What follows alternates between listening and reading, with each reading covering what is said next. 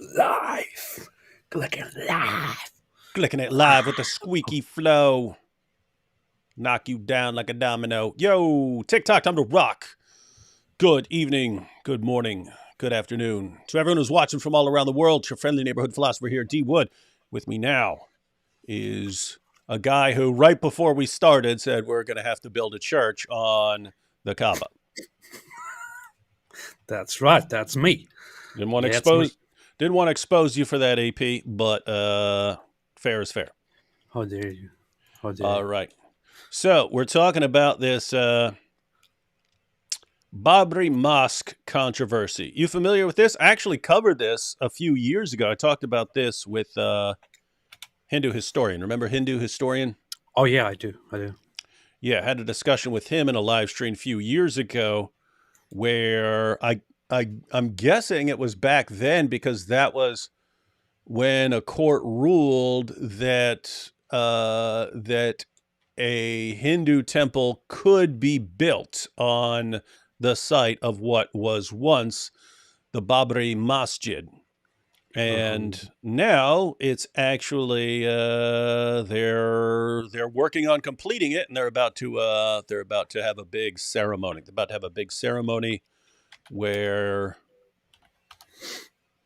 the prime minister comes, and yeah, we're gonna have to read about it. But anyway, you familiar with this, AP? Heard this story? I think I heard something about it before, but sorry. What the heck is wrong with you? I don't know. Suddenly, the return of COVID.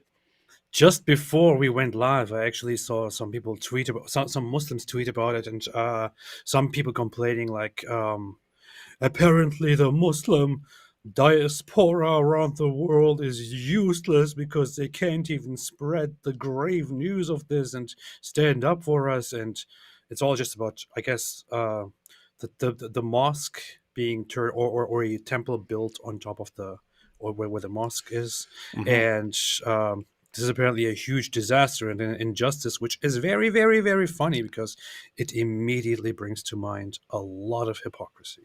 Oh, it brings to mind a lot of hypocrisy, all right. And that's kind of the real issue here. This concept of most groups and cultures have some version of what's called the golden rule: do unto others as you would have them do unto you. And we have one ideology that says, no, we're going to do to others things that we would freak out if they ever tried doing to us. And our goal in life is to do to others things that we would never want done to ourselves. And if you point that out, then you're somehow evil, because your true place in the world is to be completely subjugated to them. And so it's this weird situation where, if it were any other group, and like one group is saying, we're going to build our stuff on top of what used to be your stuff, and so you can say, okay, I understand. I get why people are upset here. But in this case, I think you can see why so many Hindus side with Israel in the dispute, because it's a very parallel situation. It's, we're going to conquer the world. We're going to conquer the world. We're going to conquer the world. Oh, we're actually losing this one, and we're not powerful enough to do this thing that we want to do. Oh, we're victims. Poor us. Can college students protest for us? Can anyone help us? Can communists help us? Can someone help us here? And I don't know. It's just kind of pathetic. It's kind of pathetic. So, in other words, if Muslims were really, really nice and consistent and not hypocrites at all, and some Hindus came along and said, we're going to break up your building and destroy it and build our stuff. Ha, ha, ha, ha, ha. And I'd be like, hey, it's kind of messed up there. But that's just not what's going on here.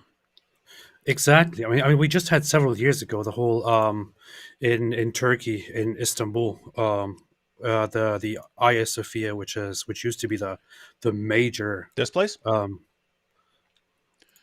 Yes. Yep. The major cathedral, one of the most important places in. That was the biggest. That was the biggest church on the planet at one point. Yeah. And so huge importance to early Christianity, huge importance to Eastern Orthodox Christianity later on, and so on. And Muslims took it over, turned it into a mosque, and it was turned into a museum during the secularization of Turkey. But then again, with the Islamization of Turkey recently, there was this whole goal of turning it into a mosque once again, although there is no need for it at all. Like Hmm. there is a mosque They have right plenty of across from mosques, it. right? There's a Yeah, big there's one right giant across mosque from it. right Yeah. there. Hmm. Yeah, actually they built a mosque during the Ottoman era to be to rival this mosque basically, or to rival this church or mosque, which is I think bigger in capacity than the Hagia Sophia. So there was no need for it at all, but just for the symbolism, they turned this into the mosque once again and celebrated it and proudly declared it and announced it. And Muslims around the world were like, yeah, well, what is it to you? This is a Muslim country. We do whatever we want. Yeah, it's our country. We're strong, so we can do what we want. We can do what we want in our country where we're strong. Yeah. But hey, suddenly, of course, Oh wait, they're if building something on ours in their country, the country where they're bigger than us and they're strong. That would be wrong. That's wrong no and can do immoral. that, That's evil. Only evil people would do that to another person's sacred site. Muslims would never do something like that. Seriously, if the trajectory continues as it If is, then the trajectory continues. yeah, All exactly. right, so just to recap, ladies and gentlemen, this is Hagia Sophia, was once the biggest church, in the world. Jihadi said, oh, we have to have that. They had it for a while, had it as a mosque. Then Turkey became a bit more secular, wanted to get along and said, hey, how about we turn this in, since there's a dispute over this, why don't we turn this into a museum? That way everyone's feelings are protected. And then just a few years ago, yeah, you know what, screw all that. Let's just make it a mosque, and anyone who doesn't want it, a mosque, can cry us a river. Ha ha! And then, of course, what did all the guys say all over Twitter? Ha ha! Cry, die in your rage over this. And now they want us to be sympathetic, so very, very sympathetic over the Babri Mosque. And I'm starting to think maybe people are catching on. So let's just show. So again, this is Hagia Sophia. That was a church. It's now a mosque, and not needed to be a mosque anyway. There's a mosque right by it. Big giant mosque right by it. This was the Babri Masjid. And this is an artistic rendering of what the temple that's currently under construction is going to look like when it's finished.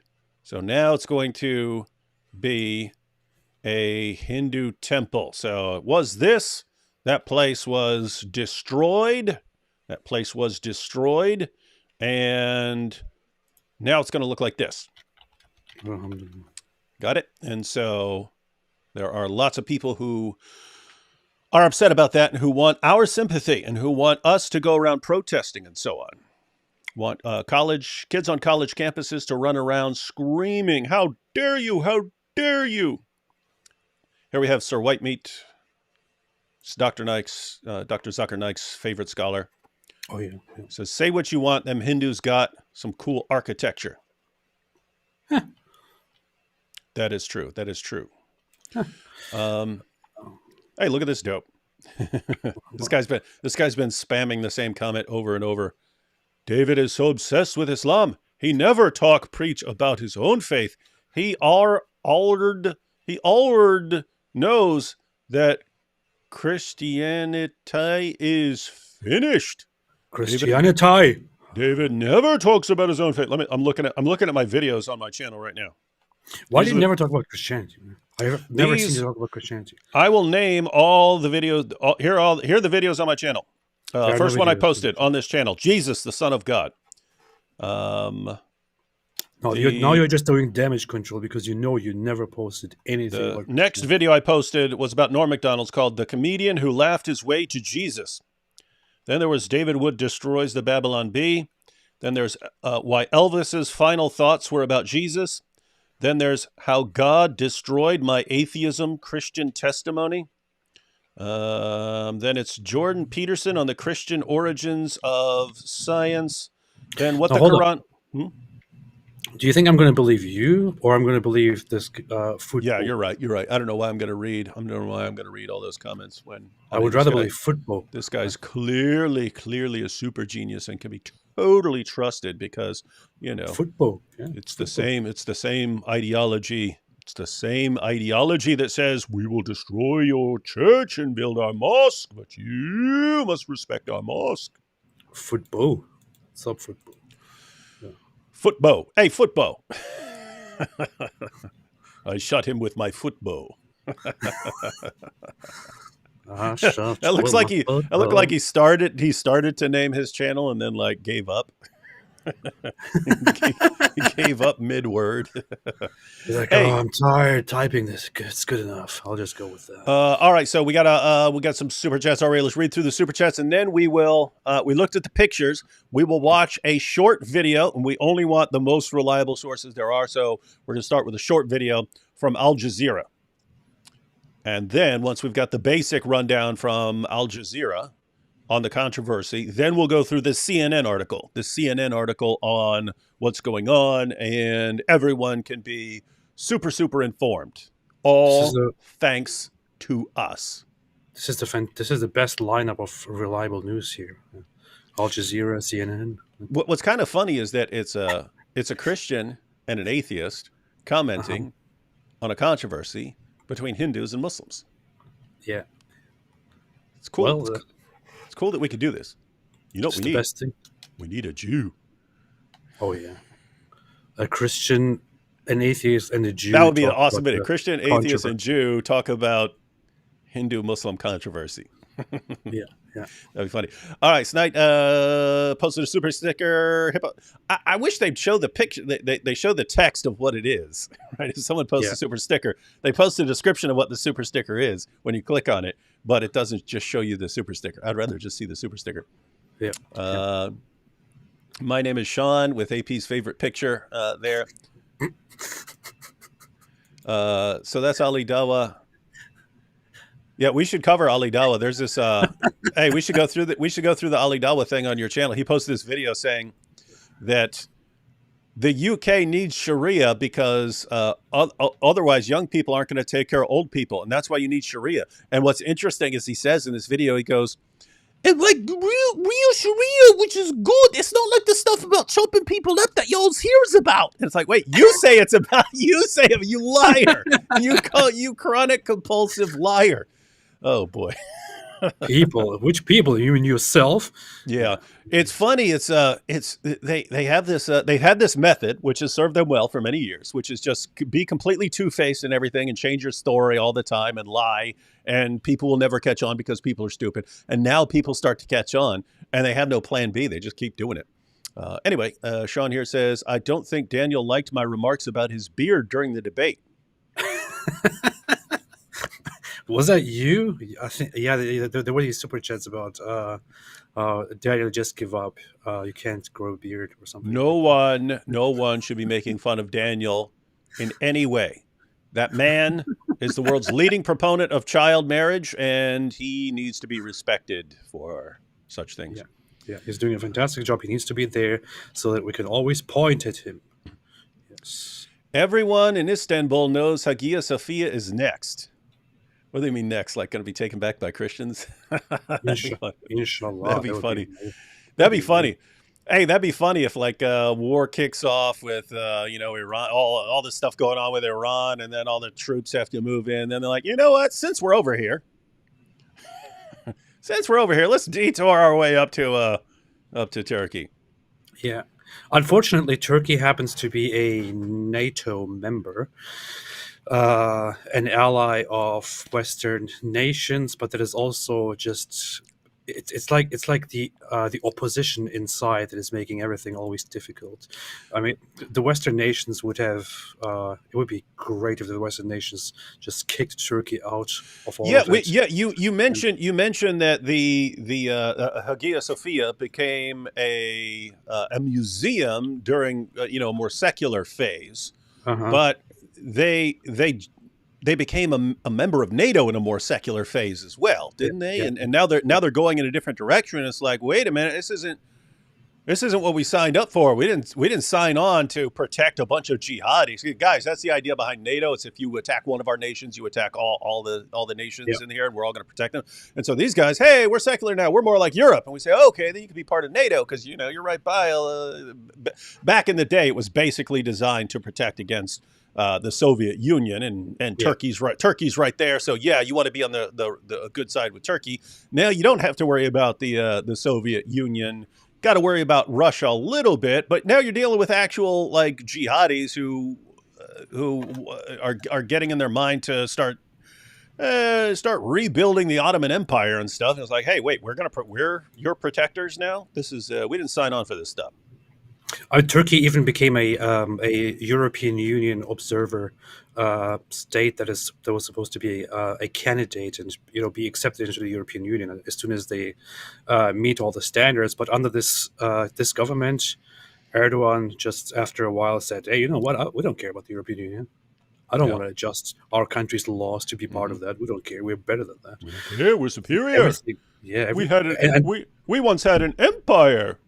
We yeah, once had an and the thing empire. is, it was America that put effort into convincing European nations to build closer relations with Turkey, um, because I mean there is even some grievances there where it was America that pushed to Germany, for example, to accept a bunch of Turkish workers, guest workers into Germany, because America said.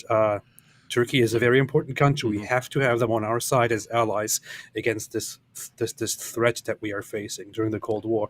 But now Turkey is like, hey, we're better than all of you. Yeah, yeah. It's Back in the day, people are pretty short-sighted, right? Similar thing with like Afghanistan and so on. It's we don't like these Russians, so let's make alliances with all these groups that are eventually going to turn on Mhm, the mhm. entire world. Egg Roll here says, "Hi, I'm a Christian with antisocial personality disorder too." Well, that's creepy. Your That's channel nice. is so great for me to learn how to win every debate with the Muslims in the care sister I'm in. That's good. Sancho, hey, we got some Hebrew here. What's that say, AP?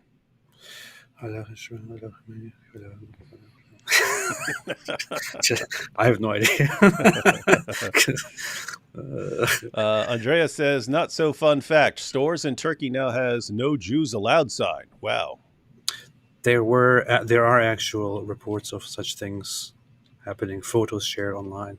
It's messed up, man. Mm-hmm. Turks are crazy. Turks are hateful, racists often, and I mean, even the average Turk that is not like a right wing extremist something, is quite ultra nationalist because that is considered a regular mainstream value in Turkey. And when something, of course, happens with the Jews, then especially the religious Muslims go crazy. The Mm-hmm, religious mm-hmm, Turks go crazy. mm-hmm. Christian Fabio with a picture of me says, love how David's whiny voice is the same voice he has for Jenk. Yes, I have the same whiny voice for everybody. Christian Fabio. You should hire Hijab to play a weasel with Farfor. A weasel. A giant weasel. Sean says, I wonder what will happen first. The Mahdi will come or Ridvan will answer me on Twitter. The Mahdi, definitely. The Mahdi, probably, most likely. I would say. You see, Sir Whitemeat says, you see, you never talk about your own religion. That's right. I prefer attacking. The best defense is more offense. That's what I say. And I got that from Johnny from Cobra Kai. Sid Dave said, Muslims should stop crying over this. Hagia Sophia is of no religious value to Muslims. It is only a mosque to enforce Islamic supremacy. It should be a church. Christian holy sites should be freed. And guys, notice this is what I'm talking about when I say consistency. If it were a situation where Muslims were like, you know what, there was this war in the past and we took this church, but this was built by Christians and we want to be respectful. We want to get off to a new start. So we're giving this back to Christians as a show of good faith and so on. Then we might start taking you seriously when you start complaining about someone doing something to you and so on. But it's never that. It's always completely one-sided. Tolerance only goes in one direction. And we have to be tolerant of you and respectful towards you, and we need to be groveling at your feet and never hurt your feelings. Meanwhile, the Ummah shows complete, utter contempt for everyone else. And I what? just can't. Okay. I just can't take it anymore. You know, like we have known that for a long time, and you and I are among the ones who have been calling them out on this whole hypocrisy of where they whine as soon as things turn around on them, and then they're cheerful when they do the very same thing to Yeah. others. Yeah, But they cheer for it and brag about it. Ha in your face, die in your rage, die in your rage. Ha ha ha, we caught you, die in your rage. but especially since the whole October 7 Israel Hamas issue, or Israel Arab issue, um, they sold this whole idea successfully to some of the world, to leftists and other useful idiots in the West and around the world, and they're acting like, oh yeah, our side, they're just big victims and all of that. When everybody knows they would have no regard for the other side if they were, if they had the upper hand. We know in conflicts where they have the upper hand, we know from October 7 where they had the upper hand for like for half a day, they had no regard for the other side. They justified everything, every single thing. They justify killing people that they disagree with and that they consider blasphemous, or apostates and things like that. But as soon as you even turn a criticism around toward them, they're like, oh, what is intolerance? Why is the world not speaking up? And you know what? I can't. Every single time that I hear this now, I want to say, you know what? I don't care about your feelings. Yeah. I don't care about your pain. I don't care about your dead. I don't care about these things because nothing on your part is genuine, and you just wish it was the other way around, and you just wish you were oppressing the other side. Yeah, it's learn to be consistent first, then Yeah, complain. Right now, yeah. when you're basically said, this is the message I'm hearing from the Dawa guys, from people online. So the message is, you're all garbage. This is what I'm hearing. You Christians, Jews, Hindus, atheists, you're all garbage to us. We will do whatever we want to you. We'll say whatever we want to you. And your job is to shut up and take it. But you must have nothing but complete respect and reverence for us in return, because the Quran says you're the worst of creatures, and that's the way things have to be. Now, protect us. That's it, right? Like now in these areas where we can't dominate and subjugate you and kill you and slaughter you and take your wives and your daughters as sex slaves, in those areas where we can't do what we want to do, the rest of the world needs to come to our aid and rescue us and defend us. No, not happening. How about no? How about no? Let's go ahead and watch this short Al Jazeera video. It makes me want to choose the cow. So I would choose the cow. perfect video, by the way. Perfect thing to say while we're talking about Hindus. We prefer the cow. We prefer the cow, ladies and gentlemen. All right. It's been just over 31 years since this happened in India. All right, so that is when Hindus gathered around and started ripping down the Babri Masjid. So, and we're going to go ahead and read about this because the CNN article gives some background. I forget what background she gives right here, but there was a mosque there, the Babri Masjid. We saw a picture of that. Many Hindus believe that this is that there was a temple underneath, that this mosque was built on the site of a Hindu temple. And they believe that this is a special site because they believe it's the birthplace of Ram. And so it's a holy site for Hindus. There was a mosque built on top of it. The Hindus gathered around, tore it down. Then there was a dispute over a long time about what should happen. Should a mosque be rebuilt there? Hindus wanted a temple built there.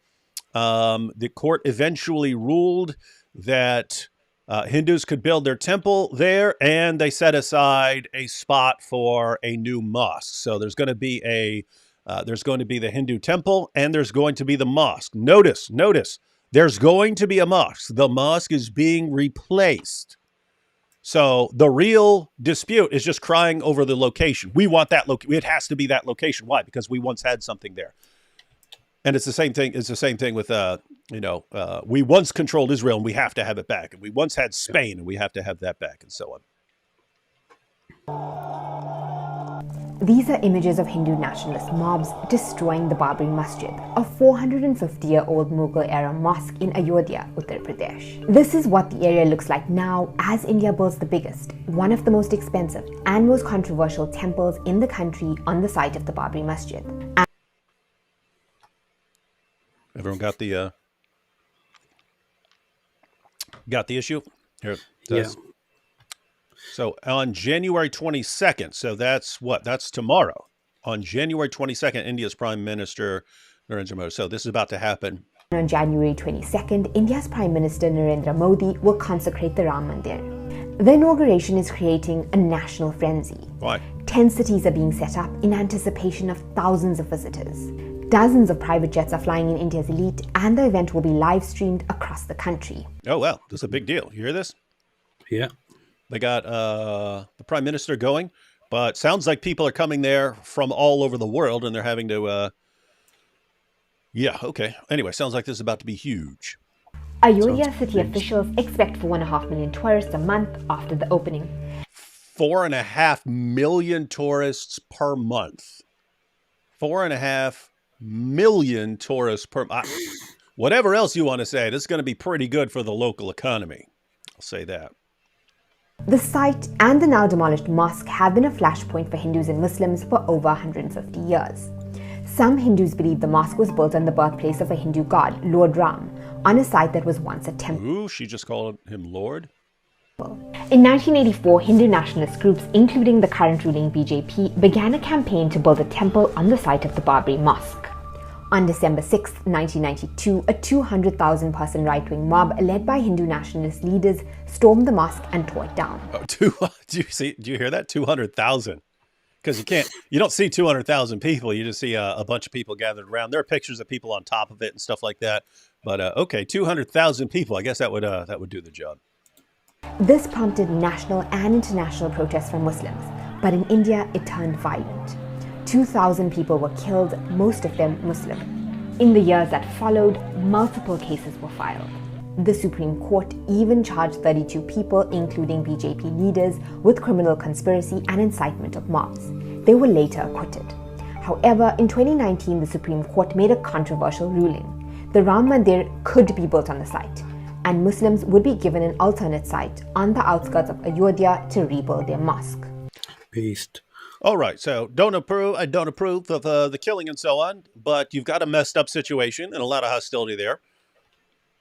It seems like about as good a compromise as could be reasonably maintained. We're gonna build a temple, and there's a site for your mosque, so there's going to be a temple and a mosque. I don't know. That doesn't seem like the worst thing that could possibly happen. It seems pretty based. Yeah, based. Critics say that the building of the temple is a victory for Hindu nationalists and a political move to increase Modi's power and launch his re-election campaign ahead of the national polls this spring. India's largest opposition party, the Congress, says they won't be attending the event, calling it a political function for the BJP. Muslim politicians say that it's an attempt to further sideline India's 200 million Muslims who have come under attack since Modi took power in 2014. Isn't that interesting? It's an attempt to sideline Muslims and marginalize Muslims who just want peace and tolerance. Guys, what do you think? How do you think the situation would be if the numbers were reversed and Muslims had the majority? What would happen to these Hindus? Of course, the Muslims would give them all flowers and make dinner for them. And they would be making sure that everyone is treated very respectfully. Yeah, right. Yeah, we're not falling for it anymore, guys. I think that's the end. Yeah. Yeah, I mean, aside from of the obvious, which is the violence and the killing and all of that, everything seems quite fair. And for those who are complaining, I mean, why are you complaining? It's India. It's not Islamic Republic of India or anything, or in Hindustan. It is India. They can do whatever they want, right? Yeah, following the reasoning that we hear all the time. Now, so we said we're not fans of violence. Guess what? I'm not a fan of like taking a big mosque and destroying the mosque. Not a fan of that either. I just don't care much I don't know. when I don't it's know. one group that is whining and crying, and it's the biggest bunch of hypocrites the world has ever seen. The group that is obsessed with. Matter of fact. There's a section on this in Robert Spencer's book History of Jihad, and he talks about Islam as it moved into India. What the Muslim conquerors would do when they conquered an area, they would go to the Hindu temple. They would convert it into a mosque. They would take the Hindu idols out of the temple, smash them to pieces, and sprinkle them on the path to walk into what is now a mosque, so that they could constantly, every time they walk into the mosque, trample on the idols of the Hindus in order to show their contempt for them. That sounds like fun. And where do they get this idea? Muhammad was doing the same thing. When Muhammad conquered Mecca, what did he do? Did he respect the beliefs of the people there? No, he took over the Kaaba and he went around. There were 360 idols around the Kaaba. Muhammad walked around with a stick, smashing them and poking their eyes out in order to desecrate them and show his contempt for them. And so that trend continued. That trend continued wherever Islam spread for 14 centuries. Suddenly, when Muslims aren't strong enough or powerful enough to do something, is what's everyone doing against our sacred symbols? Everyone must respect our stuff and our religion and our site and our mosques. And maybe if you had behaved very, very differently for the past 14 centuries, we could take that seriously. Yeah, but they could have always considered, if we keep doing this, if the trajectory continues. If the trajectory continues as it is, then people might do the very same thing that we are doing to them, to us. But no consideration at all. Yeah, and so notice it's just I guess along the way they really thought they're just going to keep expanding and dominating and conquering, and they're just going to do that until they conquer the entire world. And they eventually get to some people who stop them, and then what happens? They instantly become whiners and crybabies. Oh, poor me, well, guys, will the rest of the world come protect us? NATO, can you come protect us? UN, can you come protect us? Can everyone protect us? Please. Not happening. What did we ever do to anybody's religion? What did we ever do except respect them? Nothing but respect. Yeah. Muhammad also respectfully destroyed those idols. You misspoke earlier. He did it. But you've seen this when so that's how Muhammad treated that's how he treated the idols of the polytheists. Stabbed their eyeballs out, smashed them with sticks, and so on. Mm-hmm. Hagia Sophia, biggest Christian church in the world, center, heart of the Christian world. Let's take it and turn it into a mosque. Temple Mount, most important site to Jews. What's going to do? We're going to build a dome, the Dome of the Rock there, and put a big mosque there too. That's how we're going to show our concern for other people. And then what happens when we take one little bite out of the Quran? Remember what hijab was? Oh, we Muslims would never insult the sacred symbols of other. What planet do you live on, right? It's like and by the way, he knew, because when he had to justify some other things he was saying, he's like, look at how Abu Bakr responded to a polytheist. He said, go suck the clitoris of a lot, right?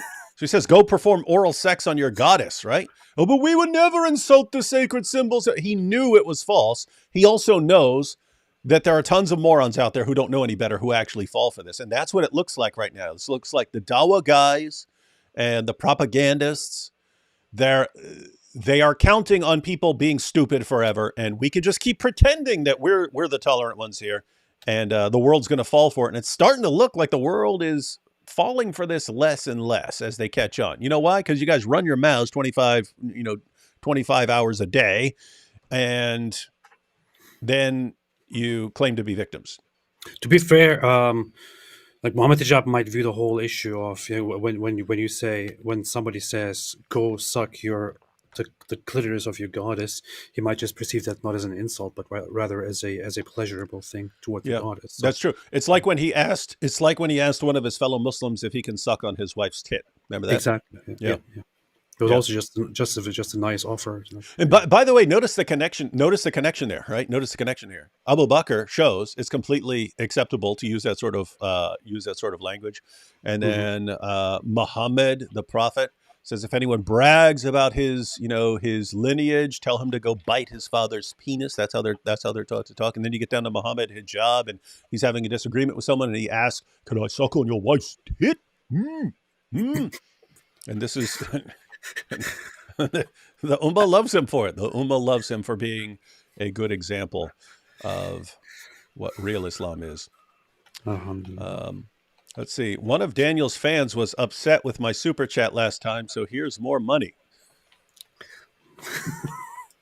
Poor Daniel.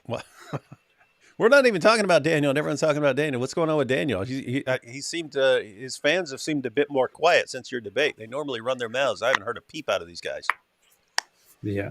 What's going on there? Anyway, Muslims are the one group common to all religious conflicts all over the world. Jews in Israel, Hindus in India, Buddhists in Thailand, Myanmar, Christians and atheists in Europe, Nigeria. Any reason why? Yes, because Islam is the truth. It's because of Islamophobia. This just shows that Islam is true. The disease of Islamophobia, you see. Junaid says, finished. Is that why? Oh, this is a response to the other guy who said Christianity is finished. Finished. Is that why Indonesia went from 2% Christianity to 10%? Iran has roughly 2, maybe 3 million Christians. I must be monumentally naive.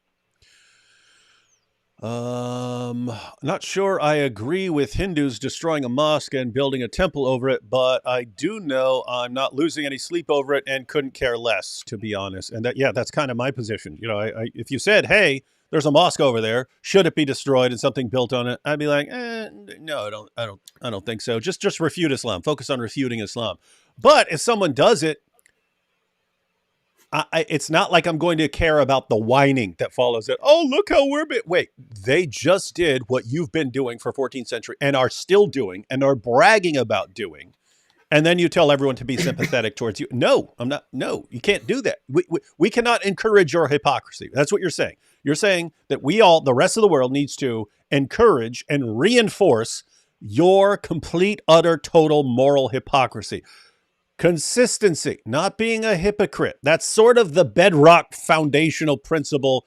It's the price of admission to the realm of ethics. It's the price of admission. You're saying we're not paying that. We're not paying. Okay, then you're not entering the world of real ethics here. Don't lecture us about ethics anymore because you're not. It's like saying I want to do philosophy and I want to do logic. But I believe contradictions are fine. I can contradict myself. Okay, then you can't do it. It doesn't work. It's not going to work. If you do not accept the principle of non-contradiction, you can't do logic. You can't do philosophy. It's not going to work. Yeah. If somebody asked me, hey, we're going to take down that mosque and build a temple on top of it, should we do that? I would say, I don't care. But if somebody asked me, and I would say, it's a different situation depending on the area that you're in. If it's like, the United States and so on, and, there's a mosque and they're not bothering it. If it's India and these guys are still obsessed with terrorist attacks and stuff like that, yeah. Okay. I don't care where it is, everywhere. You heard it here, folks. AP doesn't care. Yeah. But if they came and said, hey, we're going to take the Kaaba down and put something else, on top of it, I would say, yes, without losing any time. Let's do this right now. Yeah, I don't care about. I just want the black stone. I want the black stone for myself. That's good. I'm gonna make little pendants out of it, and the whole thing is already completely shattered. So. I'm going to sell them. Yeah, no, that's what I mean. You can bang it up into more pieces and stuff, and then sell little necklaces and stuff, little trophy necklaces. You know what I mean? Yeah. Alhamdulillah. Let's see. Fareed made a new response to your response, responding to his response, responding to your video, and you were humiliated, destroyed, but not vibrated. Good to know. Yeah, I'll watch Fareed's response one day when I'm super bored.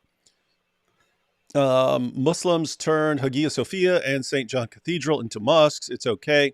Accusing Christians turning mosques of Cordoba into church, which was a church. Yeah. Oh, and so, yeah, notice, so you got the Temple Mount in Jerusalem. No, that's for Islam. There has to be a mosque there. You've got the Kaaba. That was a pagan religious site. Taken over, becomes the most important site in Islam. Hagia Sophia, other churches. But then in places where you don't necessarily have a center of like a religious, like in the United States, there's no, this is the religious spot. There, you don't have that spot. You do have an economic center. That was the World Trade Center. That was the economic center, right? What do? Take down the World Trade Center. And then what? What do they try to do after that? Try to build a big mosque there. Mm-hmm. Try to build like an 18-story mega mosque. Yeah. And then people objected. Oh, it's so Islamophobic. Wait. Destroying something and then building a big religious site of the group that destroyed it. That's a big no-no. That's a big no-no. Yeah, there's zero concept. If we heard tomorrow that in some Muslim country they just said, hey, we don't like this church being here anymore. It's pagan Christianity, and destroyed it and built a mosque, you'd hear cheers from the Muslim from the Ummah around the world. Isn't it weird? It's weird stuff.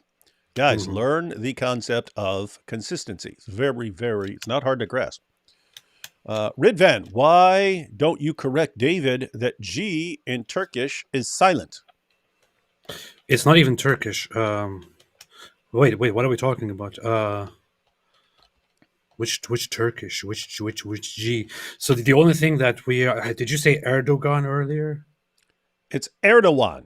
It's Erdogan, yeah. But so the only thing that is happening here would be the Hagia Sophia, where that would be Greek. Oh yeah. I'm talking. Yeah, guys, I'm not talking about the Turkish pronunciation. He's giving the Turkish pronunciation. No. I'm actually the Greek pronunciation is actually I think the most accurate Greek pronunciation would be like it's Hagia Sophia.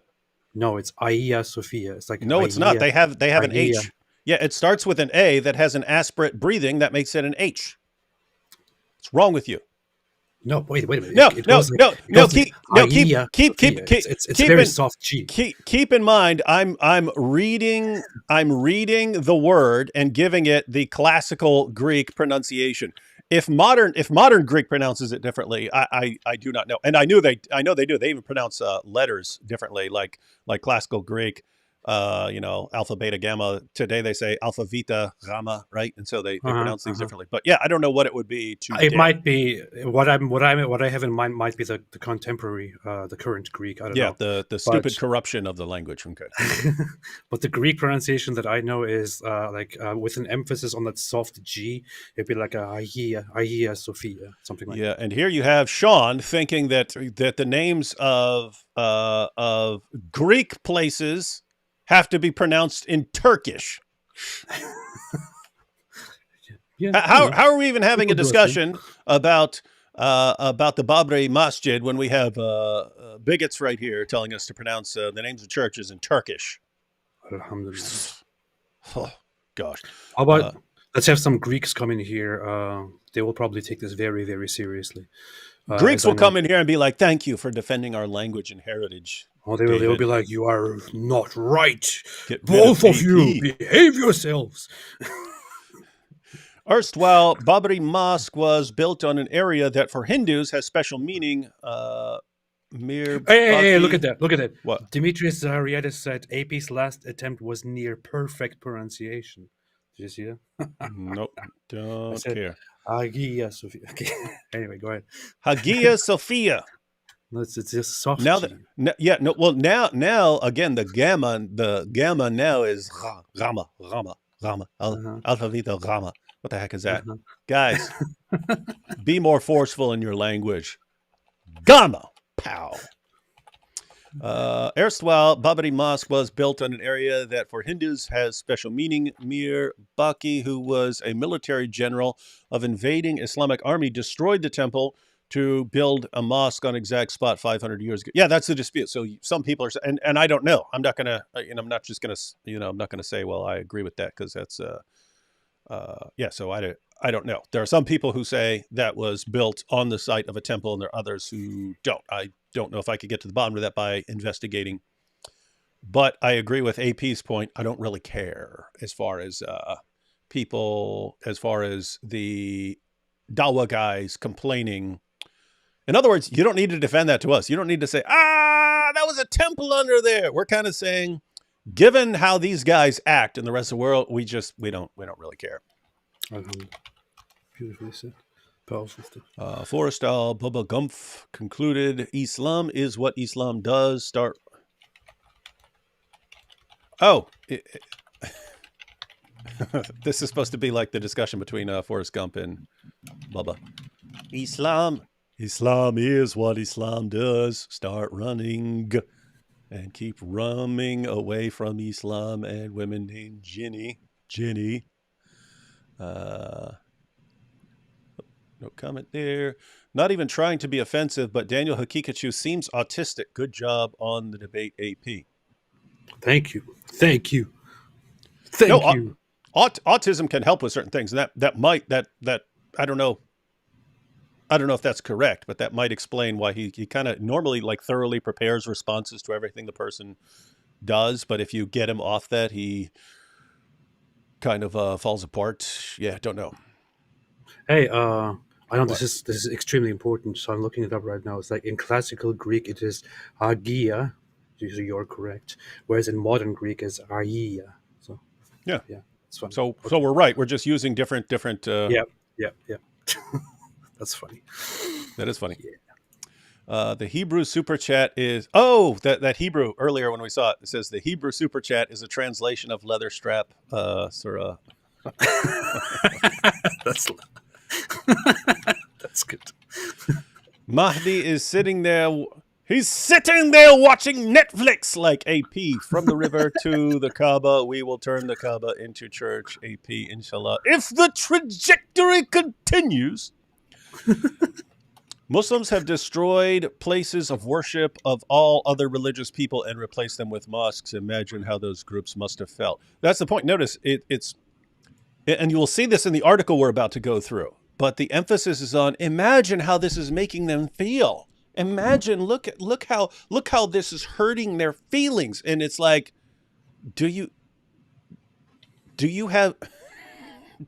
have you looked into this at all? On what planet is there any concern from within Islam about other people's feelings? Where? Like, show me that. Mm-hmm. Oh boy. Alhamdulillah. Yet if they posted signs like that about black people or gay trans, the SJWs would have a field day. Signs like what? What were we talking about earlier? I think not allowed for Jews and stuff like that. Oh, yeah. Jews not allowed. Yeah, isn't it? Yeah, Jews you see, I don't know if it's just a joke or what, but you see they open in like a cafe called Hitler or something like that. And there's this thing. I think that was in like Gaza or something like that, or I don't even know where that was. I just saw people sharing it, so I don't even know what the background is. Yeah, there's a store in Gaza, which some clothing store, which a guy opened, and he called it Hitler 2. And there's even an interview from back in the day where the guy is interviewed and is asking, so why did you do this? And he says, well, I named it Hitler because Hitler really, he didn't like Jews, and I like him because of that. So, wow.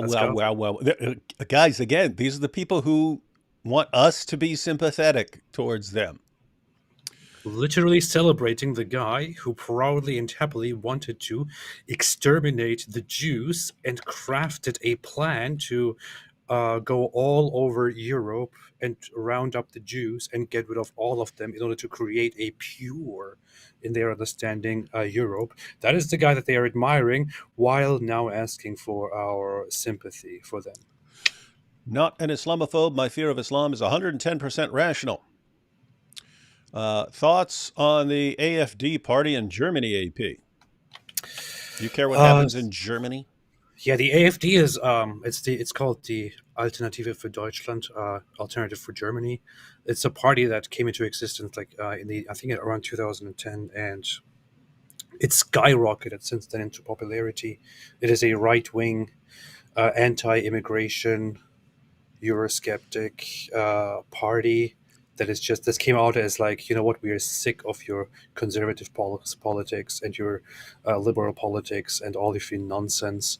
Finally, we're going to represent the people, and it is a party that came into existence without appealing to like neo-Nazi stuff, which is why it took off instead of being just completely demonized and trashed.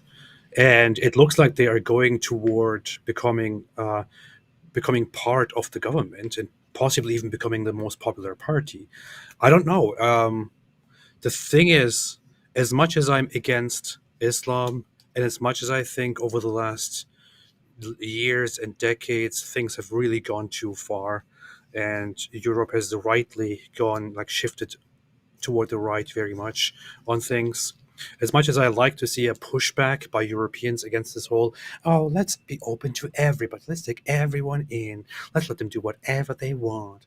As much as I want to see an opposition to that, I'm kind of worried about these very, very, you know, strict, sharp right changes, because we talked about this before, right? With these with things really going wrong and the feelings of people disregarded, there might be an overcorrection in politics, Well, which might lead to bad consequences, and that we don't want to see that. yeah, and you always have political leaders who say, okay, here's something that lots of people are concerned about. Let me jump on that, Mhm. use that to wiggle my way into power. And oh, by the way, here's all the stuff I really want to do. Yeah. So it's all, yeah, you always have to watch out, because you can have a politician who says, hey, I need to support the people here. I need to look after the people, and what's happening to them is wrong, and I'm going to do my best to help them. And you have people who, aha, here's a situation that I can seize upon to gather more power for myself to do the stuff I really want to do. And so, yeah, I have no idea about political parties in Germany and so on. So it's kind of that general rule. Try to figure out who's authentic and who's not, and listen to what people are actually saying, and don't just listen to them on this issue you agree with them about. Listen to what else they want to accomplish and see if Yeah. that's a good idea. Can't trust humans. Yeah, especially ones who are Holocaust deniers like AP. Yeah. Taking over a church reminds me of the Al-Aqsa being built right on top of the site of the two Jewish temples. Yes. Yeah. Absolutely, sure does. It was the birthplace of Lord Ram, and there was a temple which was destroyed by Muslim invaders in the 16th century. They unearthed temple remains under the mosque. Millions died for this cause in the last 500 years. Allegedly. So as far as I see it, there is no there. That is not entirely historically proven. It's just Yeah, so that's that's my view. I know people are claiming that. It's just I would need to see something before saying, "Oh, yep, they're absolutely correct." Hey, Village Boys, we have rebranded, but this is Goat Hub. Goat Hub, the most popular site in Pakistan. Goat Hub. Wait, Hey, Village. it turned from only goats into goat hub. Yeah, Okay, but no they've idea. got like good graphics and stuff there that are sure to get lots of clicks in Pakistan. Hey, Village Boys, we have rebranded, but just remember, use code Hooves50 to get a slippery 50%, but the price will stay the same. That's nice.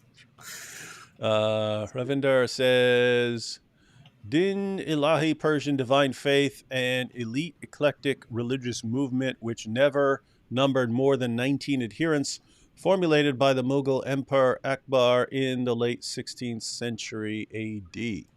Yes. Familiar with that? But, yeah, there was a brief a reconciliation attempt by the Mughal emperor of the time, the Muslim emperor, who really went against Islamic tradition and against Islamic scholar scholars and attempted to create a new syncretic religion that is like a mix of Islam and Hinduism, called Deen-e Ilahi, which is the divine religion. But it wasn't popular. Islamic scholars condemned it, but it's just known in history as such an attempt. Sid Dave said, I think Jews should give Al-Aqsa Temple Mount to Muslims as long as Muslims return the Kaaba to Jews, since Kaaba was built by Abraham. Yeah. Sadly enough, they're not going to agree to that because they're going to say Abraham is not Jewish. Mm-hmm. Mm-hmm. Harold says China did the right. Abraham was Palestinian. He was Palestinian. China did the right thing and built public bathrooms over the site of a mosque. That would be pretty rude. That's pretty. Goat is greater than all other farm animal. Just ask Village Boys. And let's go ahead and jump into this article. Let me read this. Sheikh Yogi Bear says, it is reported that Justinian, upon seeing the Hagia Sophia, said, Solomon, I have outdone you. Thus, I think Modi should visit this temple and say, Moguls, the eyes are the leather strap of the anus. That would be the perfect move. The perfect move. Did he actually say that? Solomon, I outdid you. I've outdone you. That's no idea. Heard it here for the first time. All right, let's check out some of this article here. So now we have CNN. If the trajectory continues, let's see. So anyway, there at the top you see, I think that looks like the ongoing construction now. And so, New Delhi, CNN. I'm just mad about saffron. Saffron flags are flying in the majority Hindu town of Ayodhya as excited locals prepare to host Indian Prime Minister Narendra Modi for the inauguration of a new multi-million-dollar temple. Nice. Based. We should say based after everything. But like many of the town's 500,000 Muslims, that's a lot of Muslims, 65-year-old Maulana Badshah, I'm going to be butchering these names, by the way. Never insult someone for mispronouncing names. I'm laying that down as a rule. Never insult Mr. T for his mohawk, and never insult someone for pronouncing names. It's Maulana Badshah Khan. Maulana Badshah Khan says he'll be staying at home. He fears a repeat of the religious violence that erupted more than 30 years ago when Hindu nationalists destroyed the Babri Masjid, a 16th century mosque, triggering riots across the country. And I have to say, I would like to not see riots across the country. On Monday, Modi will... Did you say Nazi riots? I would like to not see Nazi riots. I would like to not see... Oh, okay. Well, that makes sense. On Monday, Modi will officially open the Ram Janmabhoomi Mandir. That actually sounds. I'm sure I'm mispronouncing it, but it even with me mispronouncing it sounds kind of cool. Ram Janmabhoomi Mandir. Hey, let's go to the Ram Janmabhoomi Mandir. That sounds cool. On Monday, Modi will officially open the Ram Janmabhoomi. That's cool. Ram Janmabhoomi Mandir, a lavish temple built on the same site that analysts say is a monument to Hindu nationalist ambition. Khan says he believes. By the way, isn't it interesting that? I mean, I'm sure this is definitely connected to Hindu nationalism and so on, but that always gets massively emphasized that any resistance to Islam is some sort of right-wing nationalist movement. Hindu right-wing extreme. They don't really do the same thing with. I want to be fair, but I don't. You're right. We often see this whole thing. Like when we talk about India, for example, it's always like Hindu nationalist interests, Hindu nationalist, pleasing Hindu nationalism. You don't usually see that very same description when Muslims do something that is so controversial. Yeah. Ummah nationalist stuff. Yeah. Khan says he believes the celebration is a clear sign of the trajectory of how Muslims are becoming marginalized under the leadership of Modi's Bharatiya Janata Party, BJP. And they're worried that if the trajectory continues, that all mosques will be replaced by Hindu temples. The wounds of Babri Mosque's demolition will always be there. Oh, here you go. Hey, check this out. Feelings. The wounds of Babri Mosque's demolition will always be there, but not the wounds of building a mosque on the Temple Mount, or the wounds of taking over Hagia Sophia, or the wounds of taking over the Kaaba and stabbing the eyes of the idols. No, those wounds don't matter. All that matters is our wounds will always what's be there. insane? There's like speaking of that, there was recently a post where some Jewish woman from America with, I think, like Sephardic roots or something, I don't know, went to Israel to visit Jerusalem and took a selfie of herself with the dome in the background, and just wrote a very nice sentimental post about like it feels it's so beautiful to be here. This was once the holiest site in Judaism, and so on. I saw that. And then a bunch of people bashing her in the comment section, and somebody says something that really stupid guy. Something stupid like, excuse me, how can the third holiest site in Islam be the holiest site in Judaism? Make it make sense, or something along those lines. And then it was making it sound like, oh, you guys want to take this for your holiest site from Muslims who were there first. It's like, what has happened in the education system? There should at least be like 1 or 2 pages of actual historical background that are taught to students. You don't have to take any side on any issue.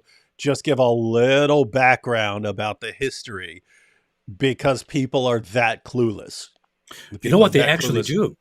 In Gaza, Hamas actually tries to make sure that that people there are taught that there never was a temple, and that this is a Zionist lie, and that they are just making up this lie to destroy the Al-Aqsa and the Al-Aqsa compound and all of that. This is actually something that they try to teach people. You can even see this in some kids shows by Hamas, where they're like, children, what do we know about this? Of course, there never was a temple. This is a Zionist lie. Yep. Wild stuff. Insane. So, just keep in mind the wounds, AP. The wounds of Babri Mosque's demolition will always be there, even if we feel despondent about voicing them. We don't want to talk about how much this hurt us. The temple holds the symbolic value of showing the Muslims their place in New India. New India. Now they're calling it New India. Based. Fear and anxiety. Yeah, imagine how people feel when Islam conquers them. Probably lots of fear and anxiety, but we're not supposed to care about that. In fact, it's just the opposite. Only a racist and a bigot would care even slightly about the feelings of people who are conquered in the name of Allah. Only a racist, Islamophobic, hate-mongering bigot would care about the 12-year-old girls who were, drugged and raped and gang raped and pimped and so on. No one should care about those girls. We should only care about the feelings of Muslims whose mosque was destroyed back in the 1990s. More than 7,000 people have been invited to Ayodhya to attend the ceremony in person, including high-profile politicians who are flying in from across the vast country to take part. And tens of thousands of pious Hindus are thronging to the small town to place flowers and gifts inside the temple. Amid these increasing crowds, there is apprehension among Ayodhya's Muslims. Every story has to revolve around the feelings of Muslims. Just keep that in mind. Azam Qadri, the 39-year-old head of a local religious body, said that those who lived through the 1992 violence fear the arrival of outsiders. They think these 7,000 people who are invited are coming there to slaughter them. Every time people come from outside, there is trouble. Wait. This guy is in India saying anytime people come from outside India, there's trouble. You mean like invading Muslim armies, bud? Every time people come from outside, there is trouble. One cannot afford to lose their precious belongings, savings, or identity papers anymore. It is not easy to restart your life again. Yeah. I mean, it's a good thing Muslims never did that to Hindus at all. It's never happened. They would never do that. No, they wouldn't. They wouldn't. What is this? This part of the Babri Mosque? Attack on the wall of the 16th century Babri Masjid Mosque with iron rods at a disputed holy site in the city of Ayodhya in 1992. That's a cool name. Haji Mahbub. Haji Mahbub, who's got a world-class zabuba. Haji Mahbub, who lost... What's wrong with you laughing at someone's name? Haji Mahbub. What are you laughing at? What's wrong with you? I'm trying to read a story here. I'm so sorry for laughing. I shouldn't laugh. It's a serious story. This guy lost 2 relatives in the 1992. They're disrespectful. Haji Mahbub, who lost... Stop You're laughing. like a little kid, man. Stop laughing. Man. You're like a little kid who lost 2 relatives during the 1992 violence. Said local Muslims are worried the emboldened crowds will chant provocative slogans against... What are they worried about? Slogans. Oh, Provocative slogans. Oh, things like La ilaha illallah, Allahu Akbar. When we're told that only a racist would be at all concerned. Even if a guy's like comes up with a suicide vest and starts screaming Allahu Akbar, you're a racist if you are at all concerned. This reminds me, you familiar with Aziz Ansari? Oh yeah, I am. Yeah, so he's a comedian. Not really familiar. I call him. Oh, geez, I'm sorry. Yeah, he's so Aziz Ansari. So I mean, I like the guy. He's funny. I saw him on that show with Ron Swanson. He's on that show with Ron Swanson, Parks and Recreation. So I saw him in there. He's a funny guy. He's a funny guy. I have nothing against him. But there was this article by him in the New York Times that would actually be worth revisiting. But it was about how racist people are in being suspicious of Muslims after so many terrorist attacks. And then he goes into this article about after 9/11, because his mother heard about someone who was, saying something bad about Muslims, she was terrified to go out of the house, and she's super, super worried about all these people. And it's like, wait, how do you not actually get this? If you got guys flying planes into buildings and someone says, hey, I'm a little concerned here, you say, racist. But your mom can hear about someone who did something else, and then she can be suspicious of all non-Muslims. That's cool. And be worried about walking outside because of all the non-Muslims out there. How does that make sense? How do you not see that, right? Aziz, you're funny. How do you not see, like in other words, if you wanted to say, hey, if certain people or a group of people attack, do not be remotely suspicious of anyone else in that same group ever. If you actually wanted to take that seriously, you should be blasting your mom there and saying, Mom, why would you think just because of what some person did in some supermarket on the other side of the country that you need to be suspicious of walking outside because there are non-Muslims there? There's just no concept of anything remotely resembling consistency. And you see the exact same thing here. Oh, some Hindus are coming to town. We're worried they're going to be shouting things. Oh my goodness, we're so terrified of that. If it were a bunch of Muslims coming to town who are going to be shouting Allahu Akbar and down with Hindus and death to America and all this other stuff, only a racist and a bigot would be at all slightly concerned about that. How, Mahbub? How do you not see this, Mahbub? Haji Mahbub? It's so funny. In the West, if somebody says, "Oh, a bunch of Muslims are going to come here," I'm really worried about what's going to happen. They'll be like, "Whoa, what the hell? Like, what? Mm-hmm. Why would you say something as racist as that?" Yeah. And guys, do you actually? I mean, we want people to absorb this point. This guy's saying, "Hey, a bunch of Hindus are coming to town." No, we have a right to be terrified. If anyone in anywhere in the world said, "Oh, there are a ton of Muslims who are about to come here," and you said, "I don't know. I mean, given the track record of the grooming gang stuff like that, I'm a little concerned." You'd be a racist and a bigot. They're totally fine if a Muslim does that. They're totally fine if a Muslim does that to a Hindu. Weird stuff, man. Weird stuff. Let's take a couple super chats here. Chloe says, yes, the Christian is hosting. That's me. I can give more money to my fellow Christian. Christians for the win. I'm at work. We'll watch later. AP, why are you stuttering? How dare you? Good point. AP keeps stuttering. Super sticker. Lemon character and Baby Lemon, and they still won't just show us. Ecamm just won't show us. Does it do that on StreamYard too? Do they show this? Yeah. It just says super sticker. It doesn't show what it actually is. Okay. Yeah. Fix your system, people. Emmanuel, Matthew 7:2. What measure ye meet, it shall be measured to you again. Is there any teaching about do not hold double standards in Islam? Yes, no. But it's kind of towards fellow Muslims.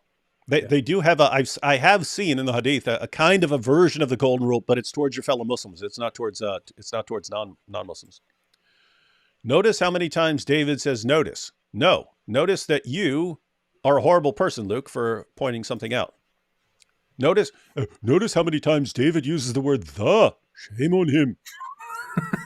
Piyush Kumar says the mosque was built specifically on the site of the most revered temple to shame Hindus. The violence. That's an interesting claim, but yeah, we would have to have evidence for that. Yes. Yeah. Piyush, try to send us an art if there's actual good, solid evidence. We know there are claims. And those claims might be based on something. If you have something where it's like definitive, this is the proof, please send that to us. We'd be interested in that. There's no such thing. The violence was started by Muslims, beginning with the bomb blasts in Mumbai in 1983. Hindu right wing retaliated, sadly killing Muslims. Yeah, and that's an ongoing problem. That when jihadis keep pushing, then people eventually react, and then the jihadis start whining. Oh, look what they're doing! They're responding to what we were doing to them. It's the end of the world. Arya V says, Hindus consider temple idols as living entities. They're fed and bathed like people, so destroying the idols was purposefully done to demoralize us. Yes. Smashing the idols and sprinkling them on the ground so you trample them, yeah, that was making a point to you about your beliefs. And keep in mind, you're supposed to have nothing but respect for their beliefs in return. That's true. Who is the random guy next to Super Genius? Which random guy? You're the He's random probably guy. talking about himself. Okay. Sid Dave says, birthplace of Jesus is controlled by jihadis. Gandhara region of Afghan and Pakistan, which was the center of Buddhism, is today controlled by Taliban. Said, yeah, and notice we want to control Bethlehem. We want to control the Temple Mount. We want to control everything that is in any way significant to anyone else in the world. And then the whole world belongs to Allah. And then moan and cry when we don't get our way. The world belongs to Allah. This is an actual Islamic sentiment, an actual Islamic idea and doctrine that Muslims are supposed to spread the religion, conquer left and right, invite, subjugate, and so on.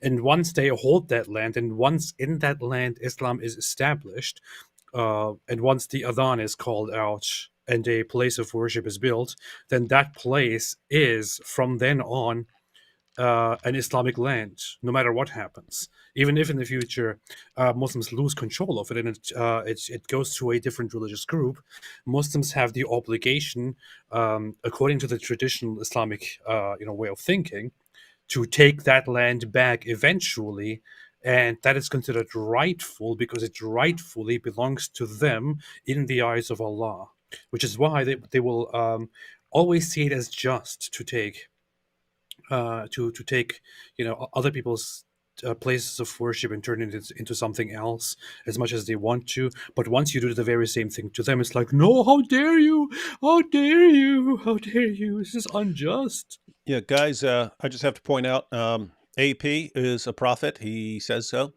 And the other, AP told me the other day he had a dream that he flew on a magic donkey monster and flew to Mecca and stood on the Kaaba. Yeah. And so, guys, you have to hand it over. It's just ours. I also peed on it, by the way. Mm-hmm. Yeah, yeah. We need it. We need it for a public urinal. Yes, yes. I would fly to Mecca every day just to pee if I...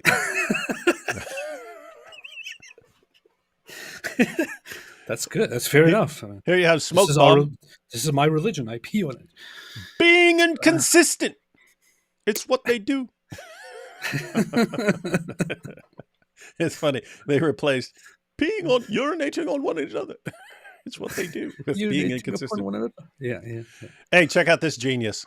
Hey, they're talking about Hinduism and the story about mosque and a Hindu temple and why Muslims, since they don't have the golden rule and are and adhere to nothing but hypocrisy, and they're talking about foundations of ethics and the future of humanity. So let me run in there and try to cause division. David, say that pagans will go to hell. Yeah, better luck next time. Why are you trying to depict Arya as a complete nerd here? I mean, just asking a simple question, David. Where is your consistency, David? I love the people who come in the not just in the comments. That's standard, but actually come in the super chat and like, let's try to derail this.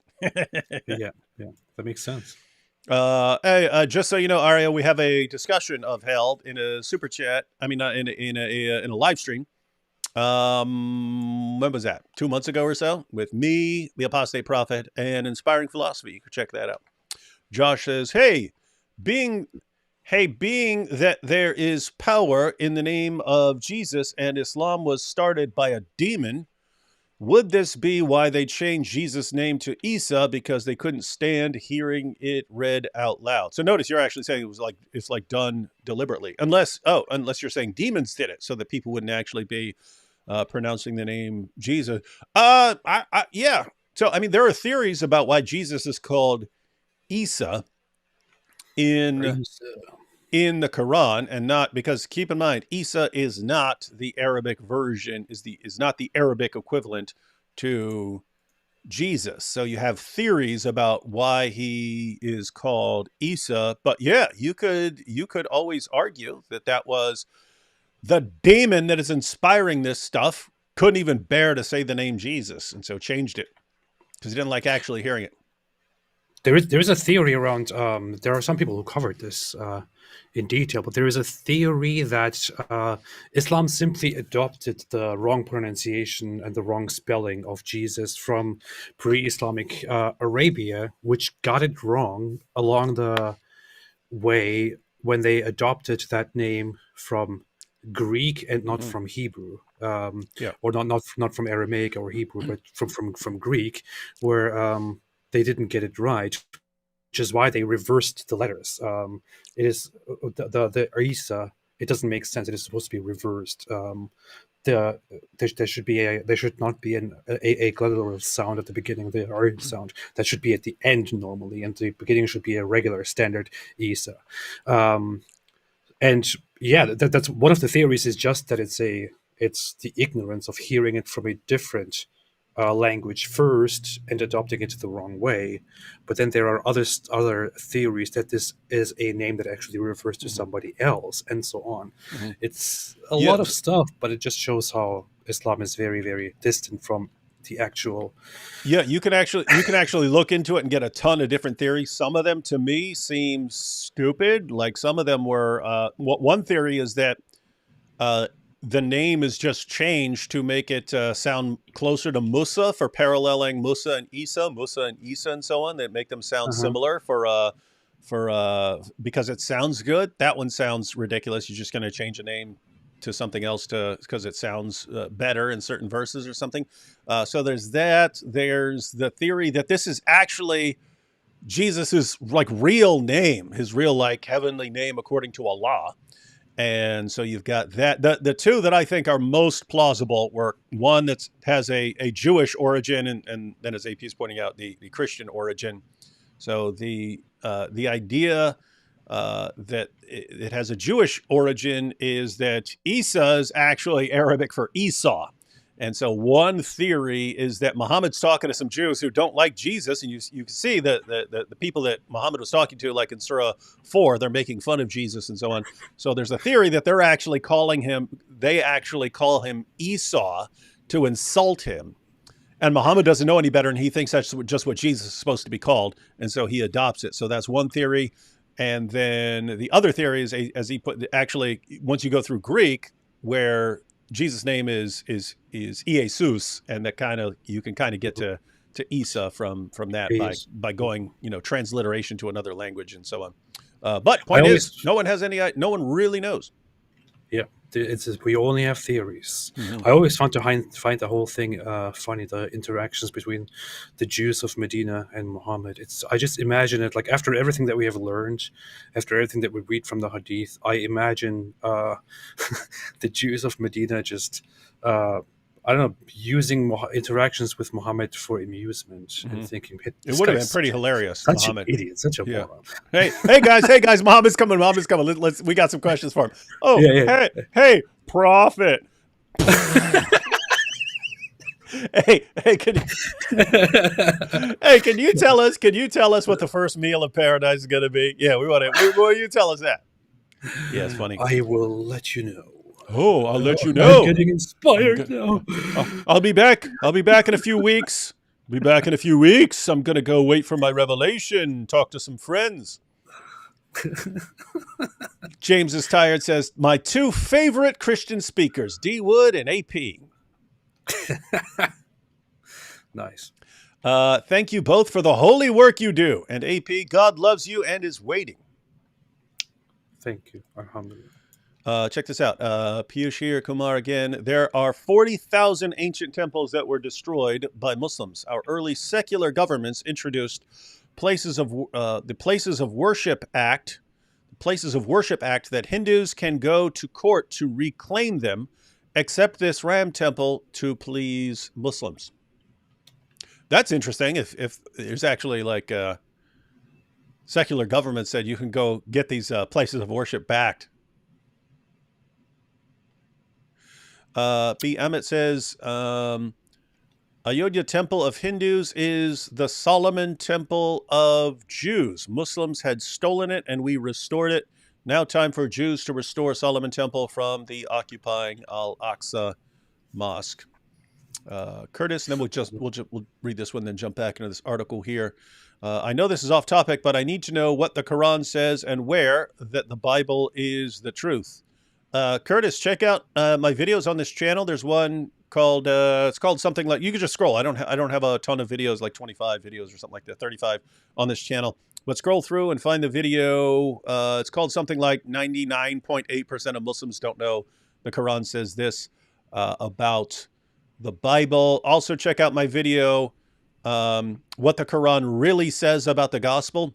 And keep in mind, those are just, now in that one, what the Quran really says about the gospel, I go through every single time the Quran even mentions the word gospel and read it in context. The Quran never does anything but support it. But keep in mind, all of this is like introductory because this is throughout the Quran. And maybe since Fareed responded again to the Islamic dilemma stuff, maybe we'll go through that here in the coming weeks because, as terrible as Fareed's responses are, it is good to keep going through this stuff until people start catching on. All right, so where were we? Maboob. Oh, this is still Maboob is continuing. Okay. They will call, so this is at the top here. They will call for Muslims to be expelled from, so notice he's saying, hey, these 7,000 people are going to come. They're going to start chanting slogans. So what are they going to do? They will call for Muslims to be expelled from Ayodhya or demand a Hindu Rashtra nation, he said. AP, what did Muhammad say about Jews and Christians in the Arabian Peninsula? Do you have any idea? I will expel the Jews and Christians and leave none but Muslims. Isn't that weird? And apparently that's fine and good and wonderful. So Muhammad can come along. Keep in mind, Jews and Christians were in the Jews, Christians, and polytheists were in the Arabian Peninsula before Muhammad got there. Muhammad gets there, hey, Islam's a new religion. The polytheists had to be violently subjugated and forcibly converted. Jews and Christians had to be, well, in some cases, exterminated, like the Khwarezm Jews and so on. But the rest of them, even those who submitted, even those who became dhimmi, they had to be expelled from the entire Arabian Peninsula. And that was perfectly good and wonderful. What's this guy? So notice, if Hindus did say, nope, Muslims can't be here, that would, how would you as a Muslim complain? Yeah. You complain because you are aware of people's ignorance, that people don't know about what your religion's been doing for 14 centuries. And you're depending on that. But we're not going to let people remain in ignorance forever.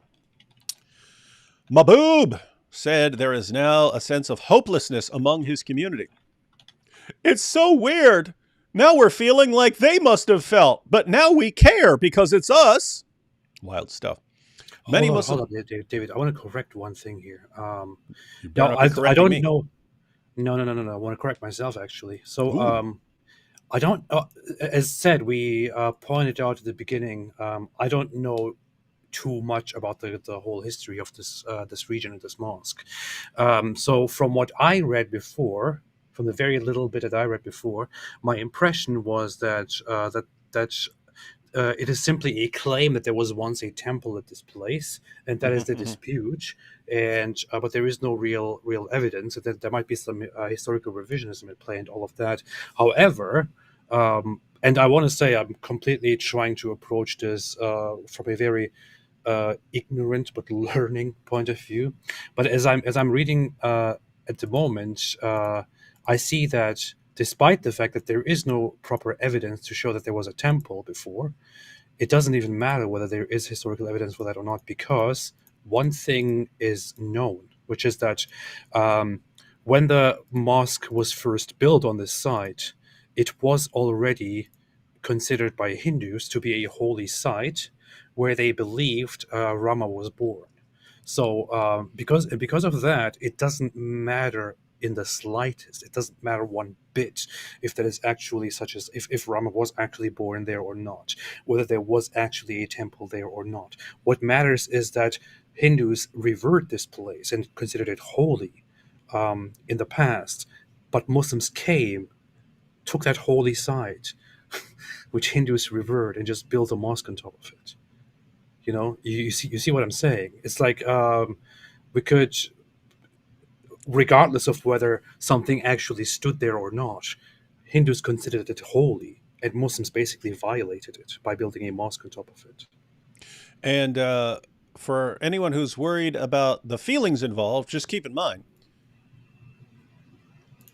in Islam, you could just say, no, our prophet, with no evidence whatsoever, just said he had a vision where he flies to the Temple Mount and on a magic donkey monster. Therefore, that location is ours for all time, just because that's what we believe. We believe it's ours because of that, and the entire world is supposed to go along with that. Okay, Hindus believe that their site. What do you want to do about it? Hindus believe that's their site. Notice, and keep in mind, if Hindus believe that is a very important site, is that a very important site to Islam? That's not. Keep in mind, we're not talking about the Kaaba. We're not talking about the mosque in Medina. We're not even talking about the Temple Mount. We're talking about some place way on a different part of the world, in a place where you've got tons of mosques, and they're even giving you a new location for a mosque. Why are you glued? Why are Muslims absolutely obsessed with that particular location? There's nothing about that location that is significant to Islam. There's a reason that location is significant to Hindus. Why are you upset? If Hindus say, hey, that site is very, very important to us, can you have your mosque over here? You say, no, we have to have that site. Why is that site important to Muslims? And the answer is, it's important to Muslims because it's important to Hindus. That's why. We want to dominate your site that is important to you, just as we dominate the site that's important to Christians, just as we dominated the Kaaba, which is important to pagans, just as we dominated the site, the holiest site to Jews. We are obsessed with controlling the sites that are important to other people. It makes us feel really important and big, and it makes us feel like our God is giving us victory over you. That's why we have to have that. Yeah. So I don't know, with this knowledge that I only just acquired, that I'm only seeing now. I mean, there are early records, much older records than the building of the mosque, which show that Hindus took this place very seriously. With this information that Muslims actually just came and built a mosque on top of a holy site. Surprise, surprise! Another case of Muslims doing that. I would say, yeah, Muslims should be quiet. You know, the Hindus would have every right, in my opinion, to do whatever they want with this place, even by their own by Muslim standards. All right, let's focus on Mahbub now. Alhamdulillah. Mahbub said there is now a sense of hopelessness among his community. You're doing that on purpose, right? I'm doing what? Mahbub said. Mahbub did say that. Get your mind out of the gutter, atheist. Many Muslims believed that in 2019, when the Supreme Court granted Hindus permission to build the temple on the contested site, the controversy might come to an end, he said. But instead, emboldened Hindus began targeting even more mosques across the country, campaigning to tear those down too. The Hindus cannot stand us, Mahbub said. They cannot see us. What can we do? Can't see me. They can't see us. Is it? By the way, I mean, I seriously can't get my mind around the level of hypocrisy. If this situation were reversed, if it was jihadis tearing down more Hindu temples and building more mosques, I don't know Mahbub, but I would guess that Mahbub would be cheering, just because that's what I see all day. Anytime this gets brought up, hey, what about Hagia Sophia? Oh, die in your rage, it's out, ha ha! Yes, Islam will dominate the world. You'll be trembling. We're going to go door to door, giving you the options of convert to Islam, pay us money, or die, ha ha! Yeah. Okay, well, people are getting sick of your mouth. Oh no, guys, you kids on college campuses, will you rally for us? It's pathetic, guys. It's freaking pathetic. My goodness. The Hindus cannot stand us. I wonder why. They cannot see us. What can we do? Hey, step number one, Mahbub.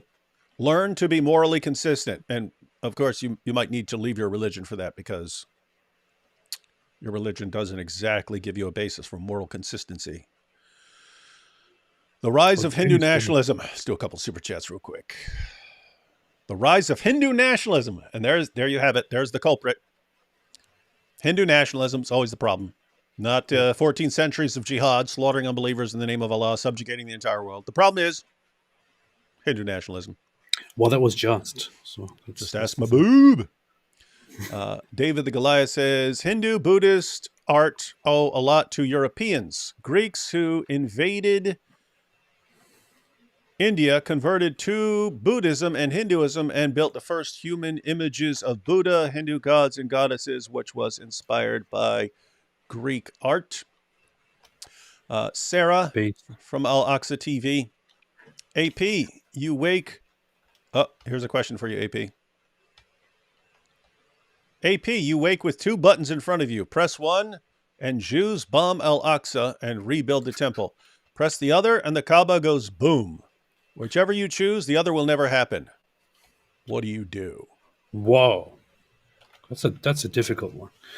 Which other you choose, the other will never happen. Which one you should? Okay, so two buttons. Can we qualify this? Can we qualify this, Sarah, by saying that there is no one in there at any time, and no one is going to be at all injured by this?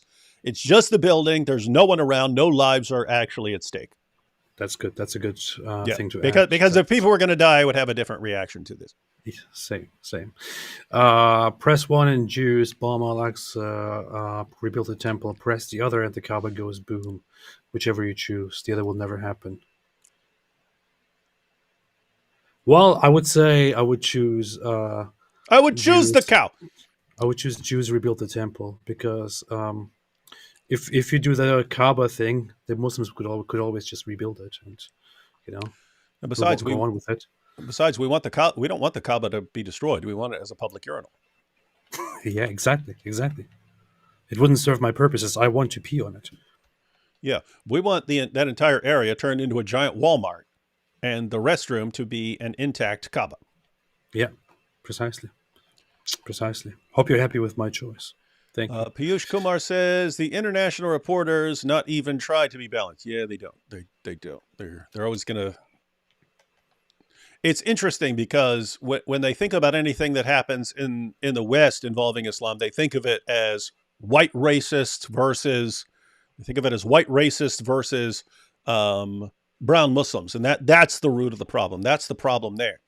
And then if it involves Jews, then it's Jews are the problem. And then note if it's Hindus, then okay, it's brown and brown. So and they'll go after Hindus. It's like they always come up with an explanation for why people have a problem with what Islam does. And it never involves, hey, we just have a problem with what Islam does, right? We have a problem with what Islam does. And guess what? Any society, any group is going to have a problem with what Islam does because Islam is constantly coming to subjugate them. It's because of the Yahud. Hosta said, the great Ali Dawah humiliated you in debate. You're finished, boy. You're both sick. That's right. Ali Dawah sat there eating grapes. I've never seen Ali Dawah in an actual debate, but in the one debate he actually showed up to with you, he sat there and ate grapes right in your face. In your face. After he challenged me to come and debate in Mexico. We got to come to Mexico, yeah?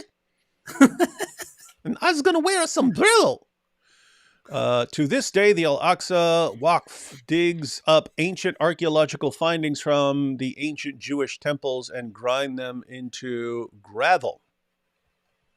Yeah, that is one of the coolest archaeological sites in the world, and what do they do with stuff? Talk about what happened to the Christian populace of Bethlehem after the moderate Palestinian Authority took over control from Israel. Yep, numbers have been plummeting. It's because of the beauty of Islam. They have all been converting to Islam because it's so beautiful. Yeah, so Bethlehem was a Christian majority town just a few decades ago. Now it's not anymore. Similar to Lebanon. Lebanon just a few decades ago was a Christian majority area. No, it's not anymore. It's weird because we keep hearing from Muslims that, hey, everything is great under Islamic rule and no Christian wants to be under Islamic rule ever. Isn't that weird? I don't know why. Yeah.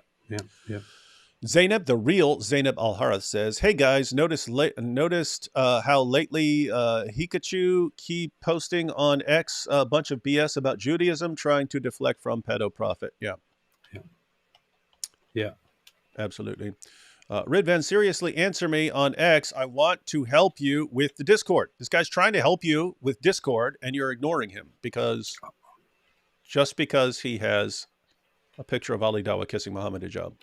Yeah, that's why. I'm not going to do that. Oh, hey, check this out. We've got a Zoroastrian here, a mosque in Afghanistan. A mosque in Afghanistan is built on top of our prophet Zoroaster's grave. Muslims took over every Agiari and Atash Behram. Thank you, Hindus. You saved Zoroastrianism in India. Glad you got your Mandir. Atash Bahram. Don't correct me.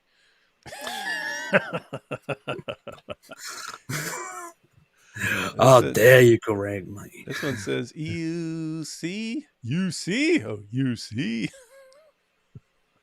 Just spelled differently. This is a mosque now. What's a mosque now? This is a mosque now. Oh, and that math is mine. That engineering marvel. Isn't it wonderful how many inventions Islam has? Yeah. Yep. All right, let's go through a little more of this article here.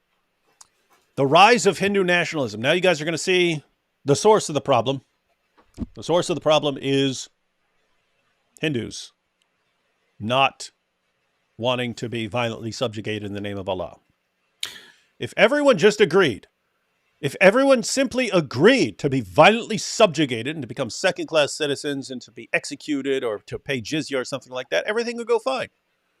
So everything is our fault. The rise of Hindu nationalism. Modi rose to Well, power. there is a thing that is, I have to say, it is actually the fault of Hindu nationalists. Most of what is happening here, considering that, the Hindus back in the day before Islam existed built their holy sites and everything where Muslims would later come and Hmm. conquer. So they should have never done that. It's of course Yeah. their fault. Hey, Hindus, why didn't you anticipate? Like, matter of fact, it's not even that you would, it's not even something you could anticipate. Because the reason the conquering Muslims wanted to build them there is because the Hindus built them there. So if the Hindus had even built them in some other place, the Muslims would then want those other places. So what you should be asking is, Hindus, why did you ever build places of worship knowing that jihadis are going to show up and want to turn those places into mosques? So it's your fault. Shame on you. Yeah, exactly. Beautifully said. Powerful stuff. All right, so Modi rose to power in 2014 with a pledge to reform the country's economy and usher in a new era of development. But he also heavily pushed a Hindutva agenda, an ideology that believes, what are you laughing at? You think the Hindutva agenda is something to laugh at? An Yeah. ideology that believes India should become a land for Hindus. Isn't that weird? You can have like, hey, Saudi Arabia is for Muslims. These are Muslim countries, but it's like Jews. They can't have their own spot at all. You can't have that. No, Only Muslims are allowed to. only Muslims are allowed to say this is ours, and other people, if they're here, have to be second-class citizens. Yeah. Many states have passed legislation that critics say is rooted in Hindutva and discriminatory towards Muslims. Discriminatory. Like fight those who do not believe in Allah? That's weird. Including laws that make it increasingly difficult for interfaith couples to marry. Isn't this funny? So they're talking about laws for making it difficult for interfaith couples to marry. AP, Yes. why is that even a thing in India? Like, why are they concerned about interfaith couples? Is it because of something? Is it because of an odd form of jihad? Well, I don't know. It kind of sounds like I know some prejudiced people might say that that Muslims engage in, marrying and thereby converting and spreading Islam What they or call something like. love jihad? No. I would never. No, I would never suggest something like that. But some Islamophobes suggest that is the case. Mm-hmm. Yeah, some Islamophobes say that there's this thing going on where Muslim men get Hindu girls to marry them, and historically in Islam, by the way, this has been a thing in Islam because they view it as taking over the reproductive capabilities of the enemy. Mm-hmm. And so people caught on as their daughters are falling in love with these Muslim guys and so on, and said so they made some rules. Whether you're for it or against it, notice they don't include any sort of reason why. It's just, oh, look, the Hindu government is oppressing Muslims. And they don't explain what the rationale is. Because if you understood the rationale, you might agree with it or disagree with it. But if you just hear they're making it difficult for interfaith couples to marry. And by the way, so among Muslims, it is extremely bad and unacceptable to marry Muslim women off, Yeah, the as they Quran. call it, to non-Muslim, to pagans, especially weird. to The filth pagans. The Quran makes it difficult for interfaith couples to marry. And banning the slaughter and transport of cows, an animal considered sacred to Hindus. Notice now they're condemning them for making laws about doing something that is extremely offensive to their religion. Mm-hmm. How is this standard not applied in Muslim countries? Notice, so if these guys were to be consistent, if the author of this article were to be consistent, in Muslim countries, if they say you can't eat pigs because that's offensive to us, the response should be, oh, shameful that Muslims are enforcing laws about what's offensive to them. but it would never cross their minds. It's, of course, there's going to be laws about what's offensive to Muslims, but Hindus are supposed to keep their mouths shut. An animal considered sacred to Hindus. And one of Modi's key promises to his voters was to build the Ram temple on the desecrated mosques site. And he's hoping its construction will firm his chances for a rare third election win this year. This is a CNN, right? This is CNN, right? Yep. Yeah, typical. Powerful CNN stuff. Nilanjan Mukhopadhyay, author of The Demolition and the Verdict, a book about the 1992 mosque demolition, said Modi's decision to preside over Monday's festivities is a sign of Hindu hegemony in India. Modi's involvement in the ceremony is indicative of how the line between the state and religion is becoming increasingly blurred. You mean just like in Muslim countries? That's weird. Mukhopadhyay added, the sentiment among Muslims is not one of celebration. The sentiment of Muslims is not one of celebration. Of course it's not. Who would have thought that? Who would have thought, oh, they're building a Hindu temple, we're going to celebrate. Why are you? I don't know. We're checking if they're celebrating or not. We don't know. Hey, are Muslims celebrating? Oh, they're not? Oh, let me report that in the news. Interesting. I don't know why. That needs to be on CNN. He has heard that Muslims are advising each other not to travel by train, not to drive cars alone, and not to wear clothing that identifies them as Muslim. This is weird because if there are a bunch of terrorist attacks carried out in the name of Allah, and you become at all concerned about your safety while traveling around, you're a racist. And yet here are Muslims saying, oh, they built a temple, we all need to live in fear. And don't travel by train, don't drive cars alone. Don't wear clothing that identifies you as a Muslim. It's so dangerous. From who? I'm trying to figure out some consistent basis here. If you want to say, hey, given things that happened in the past where Hindus have had violent encounters with Muslims, therefore we need to be afraid. Okay, why can't people be worried about jihad and the spread of Islam? Why? Tell me why. Very racist. That's very racist. I don't know why you're asking this question. It's very racist. There is going to be immense sadness. There we go. Oh no! You have to feel bad for their. It's their feelings. Oh no! There's going to be immense sadness. And there's also going to be tremendous fear, sadness and fear among India's Muslims, he said. Sadness and fear. No. Sadness and fear among India's Muslims. Sadness and fear. Sadness and fear. Sadness and fear. Just like sadness and fear over what happened at the Temple Mount. Just like sadness and fear about Hagia Sophia. Just like sadness and fear. That's Islamophobic and racist. Stop. As Muhammad is going around stabbing the eyes of the idols.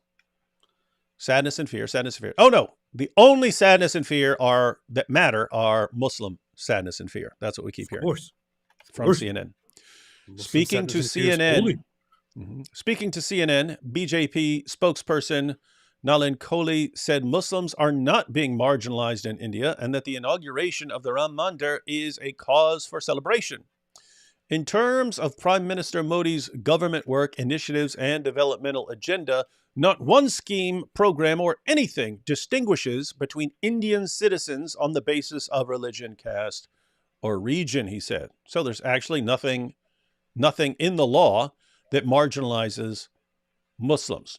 Unlike Sharia, which definitely makes it a legal obligation to marginalize and subjugate non-Muslims. I mean, the neighboring country, which split from India, Pakistan, is explicitly and openly discriminatory in their laws. But hey, let's worry about how India conducts things. Right? All right, couple super chats here. Piyush here says, look up. Hey, look this up, AP. I'm not looking it up. Look up. Don't tell me what to do. Gyanwapi Masjid, where ancient Hindu-style pillars are still visible under the mosque. Oh yeah, Very, well that's it seems is proven to be the site of Vishweshwar temple devoted to the Hindu deity Shiva. Huh. Okay. All right. Got to give it back to Hindus or Muslims. You got to give that back to Hindus, or don't ever expect us to take you seriously when you're saying anything about taking back any land that was taken from you at some point. Oh, what is dedicated to Allah belongs to Allah. Alhamdulillah. Farfor's leather strap says, I'll just leave this here. The advantages of being a man in Islam, featuring Yasser Qadi, episode 2, timestamp 248. Huh. Nobody You should will check know that what out. Is that an actual Yasser Qadi video? Or is it making fun of Yasser Qadi? The advantages of being a man in Islam, episode 2. Far right are racist to ex-Muslims as well as Muslims. Just so you know. Super chat from Rollers. Remember, Oh, that's an Islamic sources for you channel video. I see. Well, I see. Okay. oh, nice. We'll check Yeah, that. we'll have to check that out. Yeah, We'll check we got to do some live streams where we just go through everyone else's videos because we have a lot of people here making videos and stuff. Yeah. Sheba here says, remember, boys, it's not bestiality if the shepherd approves. Yes, that courtesy, that lesson courtesy of Farid. It's not, how can it be rape if the parents consent to you boning that little girl who doesn't know what's going on? Sid Dave says, China, Russia are supposed to be friends of the Muslim world, but they really, truly know how to deal with this Islamic ideology. Example, Chechnya, yeah, Uyghurs. Yeah, once you... Muslims have kind of been spoiled by interacting with the West, where you can actually, like... You can actually come and say, we're going to subjugate you, we're going to enslave you. And then if anyone responds in any way that so much as hurts your feelings, then politicians and the media and educators and entertainers all rally around you to protect your little feelings. And guess what? There are places in the world where that won't work.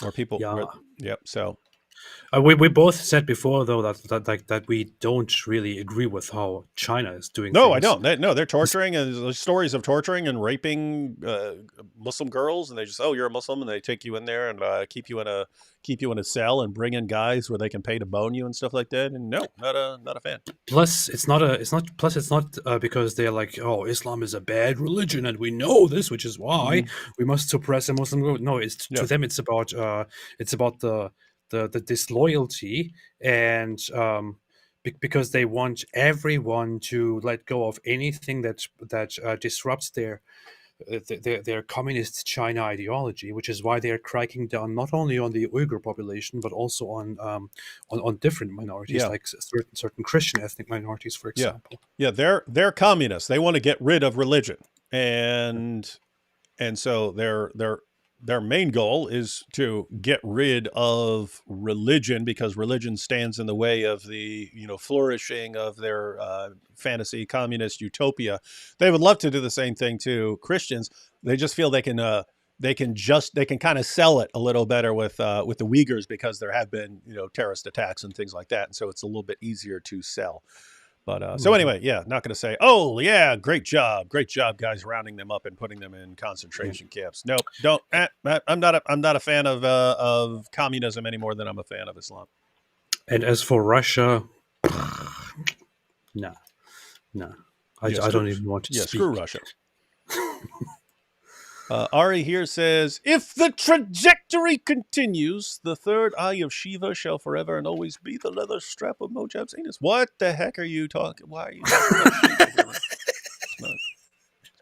It's pretty rude here, man. Sheikh Yogi Bear says...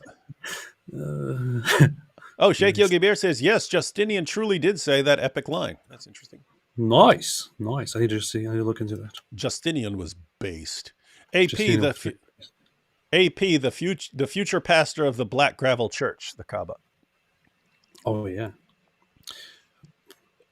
AP, we have special practice where I urinate on it.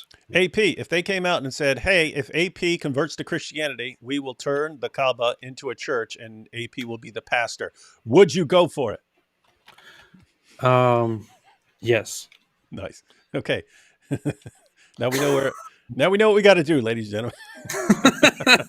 If you want to see AP become a It's Christian, you know what you got to do. it's that easy, man. It's that easy. Yeah. See? From the river to the sea chant is pretty provocative, so I say cry about it. Yeah, a little. It's pretty provocative. It's weird that they don't care about. And it, we're talking about the Temple Mount and stuff. But I mean, just think about how people like Ali Dawar are going around and treating just Jews, just walking up to there's a Jewish center over there. Oh, let me go and harass these guys. They don't care about anyone's feelings. They don't care about anyone's feelings except their own. So how is it that whenever anything happens that could possibly hurt a Muslim's feeling, that we are actually supposed to, the whole world is supposed to sympathize? I'm saying it. I said it. I even said it during the debate. It's like, I don't care. I just don't care. I don't care about your appeals to have some sympathy and so all of that. But with everything that is going on with their entire hypocrisy, which they have been displaying so much now, and especially so boldly with this whole conflict, just leave me alone. Don't come to me with, oh, what about all the people of Gaza? I don't care. I genuinely don't care. Ari here says, scrap Mojob. It's now officially Moboobs. He does like to shake. He does like to shake them. CJ says, Hindus are no less than Muslims. They are radicals too. The current BJP party brutally beat pastors in India and burned churches in something. Christians, Jews, and Muslims in conflict. Hindus quietly built temples in New Jersey and India. Okay, I didn't understand some of that. You do have persecution of Christians in India, Yes. depending on the area. I've heard from Christian, when I've talked about this in the past, going through statistics on persecution, I've heard from Christians in Hindu areas saying, "What are you talking about? I've never had one problem. I've never had one problem with a Hindu at any point in my life. I don't know what you're talking about." And at other times, whenever I'm talking about Hinduism and Islam, I will hear from Christians saying, "What are you talking about here, man? They're messed up towards us too." So it seems like it depends. On the region, but I have to say, pretty irrelevant to what we're talking about here. We're talking about a dispute over a site that is important to Hindus, and based on if we were to hold our Muslim friends consistent, then we should say, wait a minute, you guys, that's a site that's very important to them. And if it's very important to them, you always expect us to respect sites that are very important to you. Then we have to side with them. But it's not. It's, hey, look, that site is important to them, but we don't care. We want it. And it's ours. And we took it, so therefore it's ours forever because we took it. Oh wait, so if you take a place, then it's yours forever, and you don't have to care. Even like, the point is, there's no consistent basis, and the world kind of cannot move forward until people get their mind around the fact that this is complete, utter, total hypocrisy and inconsistency. That's what we're talking about here. So, yeah. Yeah, I have to say, when it comes to Hindus in India, that is why I kind of decided to stop at some point to talk about India issues, because it's way more complicated than just one side doing something to the other. And I got a lot of messages from Christians and others as well, and also saw videos, including of Hindus, for example, justifying it or celebrating it or being okay with it, where Christian groups were oppressed over rumors, or where Christian preachers were beaten or even killed, with the excuse that they are trying to spread Christianity by lying to Hindus. And then when you ask, how is that a justification? It's not like they're going and killing people. It's like, well, we just don't want it because this is the one country that we have, and we have Hinduism here. We don't want you to take our, we don't want you to change this country into your own religious belief and stuff like that. And there is a lot of injustice. There is a lot of violence also coming from the Hindu side. You can see that very, very often. And I know some people will be like, no, that's not true. It's a lie. But when you see the evidence, when you see the videos and you call them out and you ask, okay, why in the world did this here happen, for example, people will often just justify it.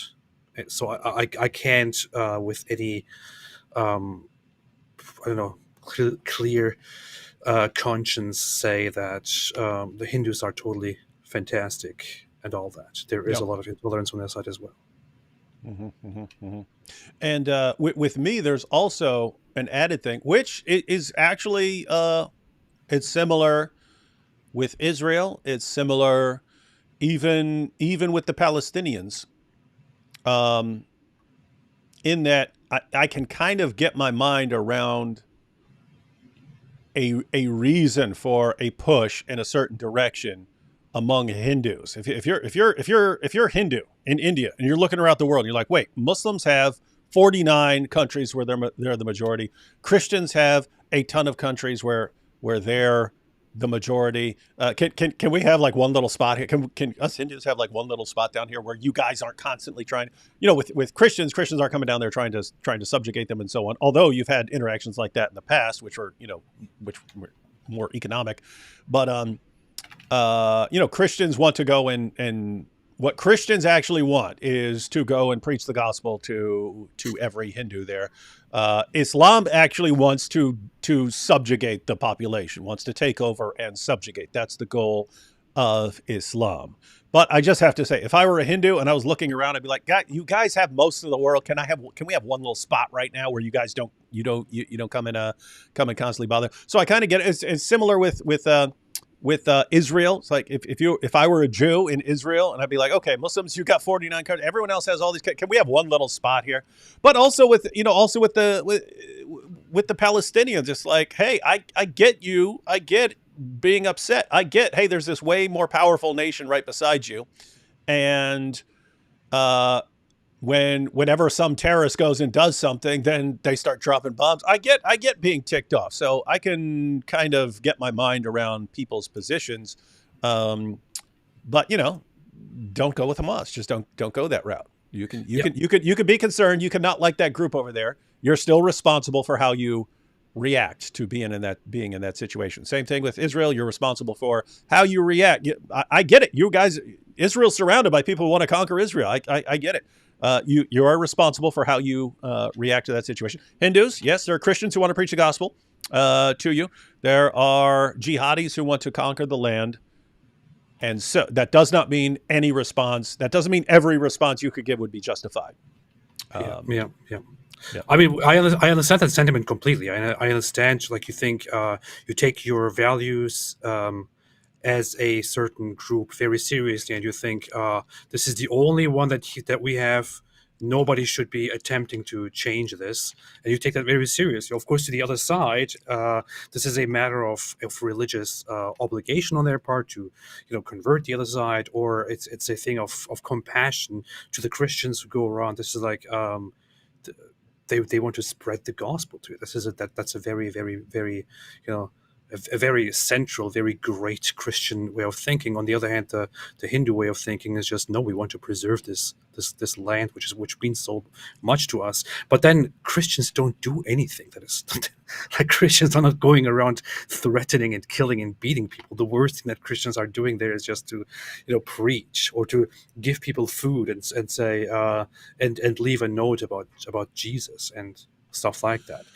That's the worst thing they do. And to equate that to the radical Islamists, for example, and to use it as justification to attack them and all of that is very messed up. And things like these are happening. That said, of course, I completely think that when it comes to the conflict between Hinduism and Islam, Hinduism is in the right, and Islam has been the oppressing force for many, many, many centuries. So what you get today as a reaction from the Hindus against the Muslims is the reaction and is the consequence of that whole oppression. But even there, you can go a little bit too far.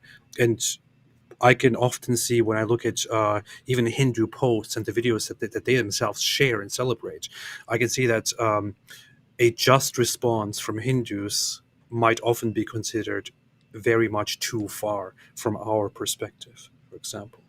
And I just can't celebrate it. When it comes to Israel, I can't say anything negative about Israel because Israel pays me, of course. Mm-hmm. Yeah. So you heard it here, folks.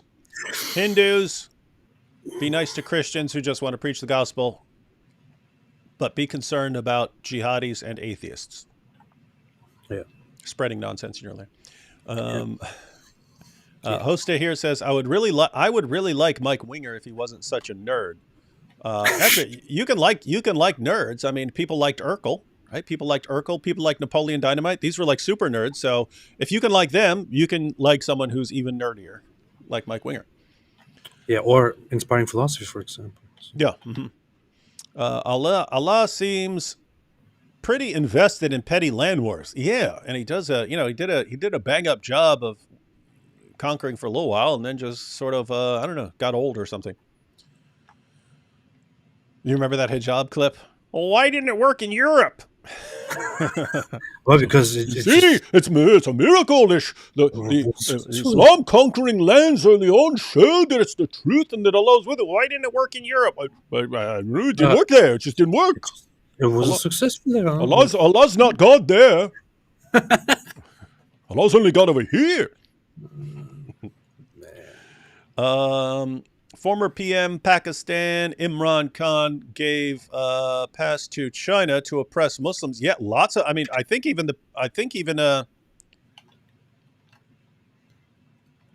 think so too. Didn't like some of the Palestinian leaders meet with China and gave the thumbs up to yes. Yeah, I recall that too. Isn't that interesting? Yeah. So much for and you could just see the reaction if there are no Jews involved. It's like with all the protests on college campuses and stuff, and you don't see nearly the same reaction. You'll occasionally see a protest or something like that but I mean, they actually have like concentration camps over there that they're putting Muslims in. You don't see nearly the same reaction that you see to something that involves Israel or something that even involves like a cartoon. Someone draws a cartoon. Oh, it's the end of the world. Like, wait a minute. They're putting Muslims over there in concentration camps.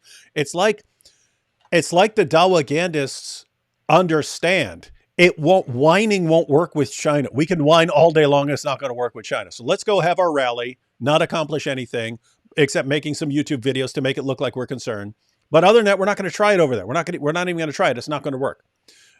It'll work over here. It'll work if we're complaining about Israel, and it'll work if we're complaining about cartoonists. It works over here. So let's focus over here. To be fair, Mohammed Hijab was one of the people who did something for the Uyghurs when he stripped butt naked. Yeah, and said, "You are a prostitute." Yeah, that's what he said to China. It reminds me of that group. I don't know what they're called, like Femin or something like that. But they'll show up and just pull their shirts off. Hey, Femin, look, you're doing something we don't like. Ha! Here's our boobs. Check out my boobs. Right? And Hijab's like, that does seem to get quite a bit of attention. How can I make that work for the Ummah? I know. I'll strip butt naked for everyone. Ha ha! I will let them look at my boobs. My name is Sean, says, in Islam, every land that wasn't conquered by Muslims is called Dar al-Harb, which means land of war, and is meant to be conquered. By the way, yes. I learned that from Dr. Mordecai Kidar, which for the millionth time, I suggest you guys will invite. We don't know who that is. Big Rig 0485 said, so it's an illiterate demon AP. Yeah, it is. You heard it here, folks. It's an illiterate demon. Hey, Chloe, I thought you were at work. What's going on? Oh, I nearly forgot. I ordered a Mickey Farfour costume, so expect some more Farfour skits this time. Live action. Oh, that's going to be good. Nice. Very nice. Very, very nice. Used to be a Buddhist country. Impossible. Would still be. Jesse says, 80 million Hindu lives ended by Islam in 1400 years. Yeah, I'm not sure about the exact numbers and so on, but yeah, you're talking about millions of Hindus.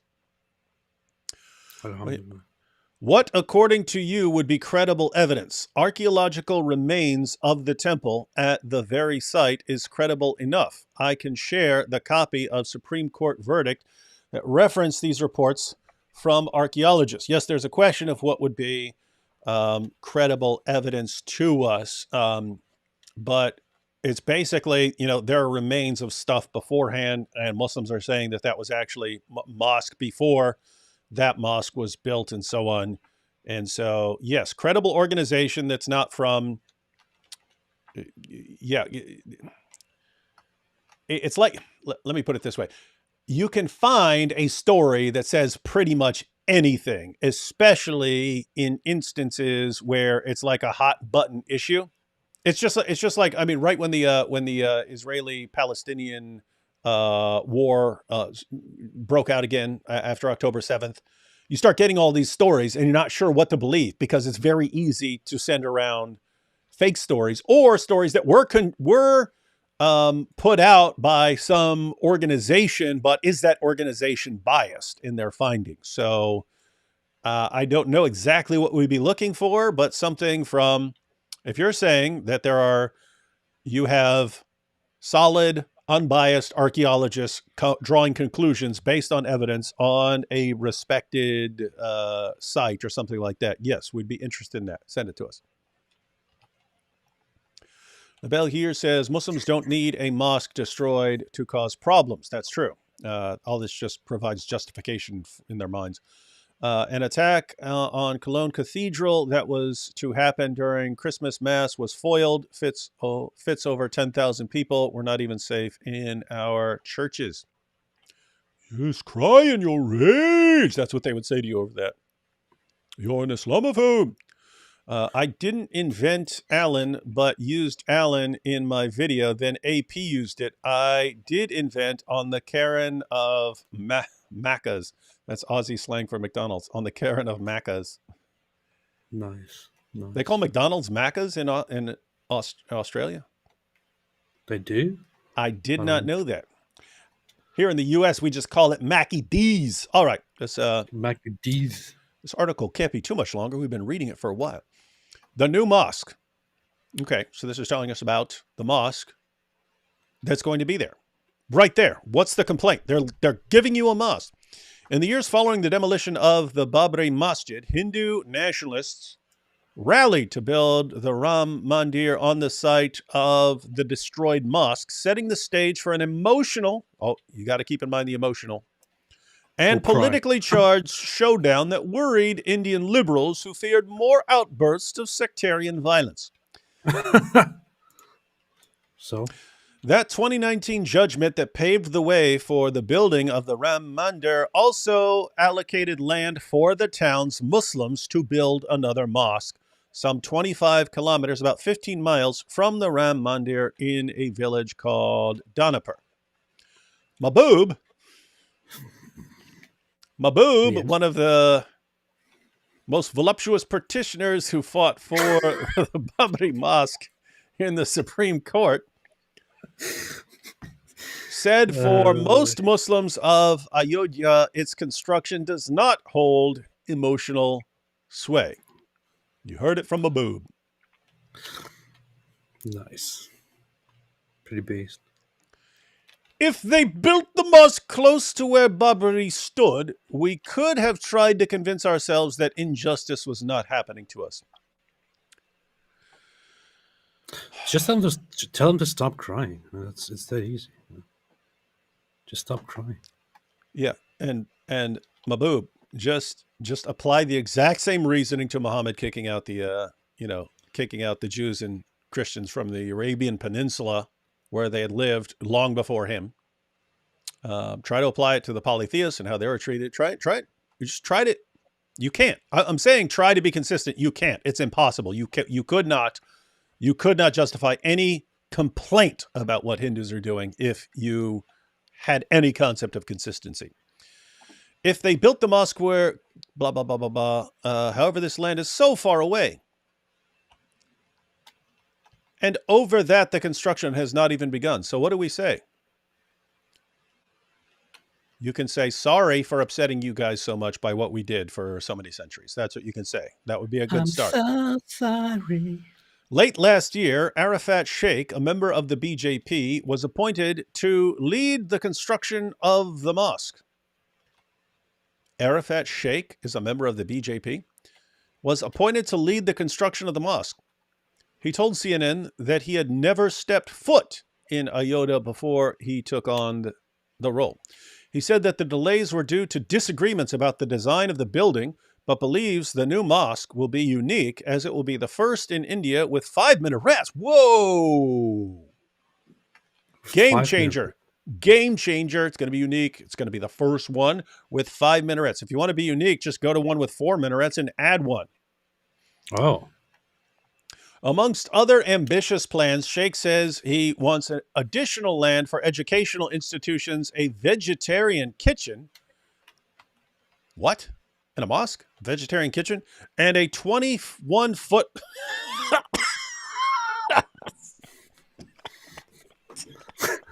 Oh my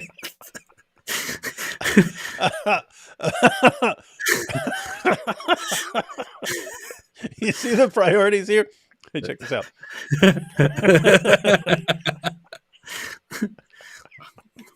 A 21-foot-long Quran.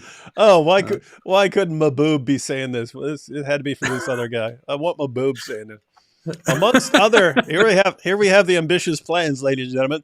Amongst other ambitious plans for this mosque, Sheikh says he wants additional land. You need more land. You got to have more land. For what?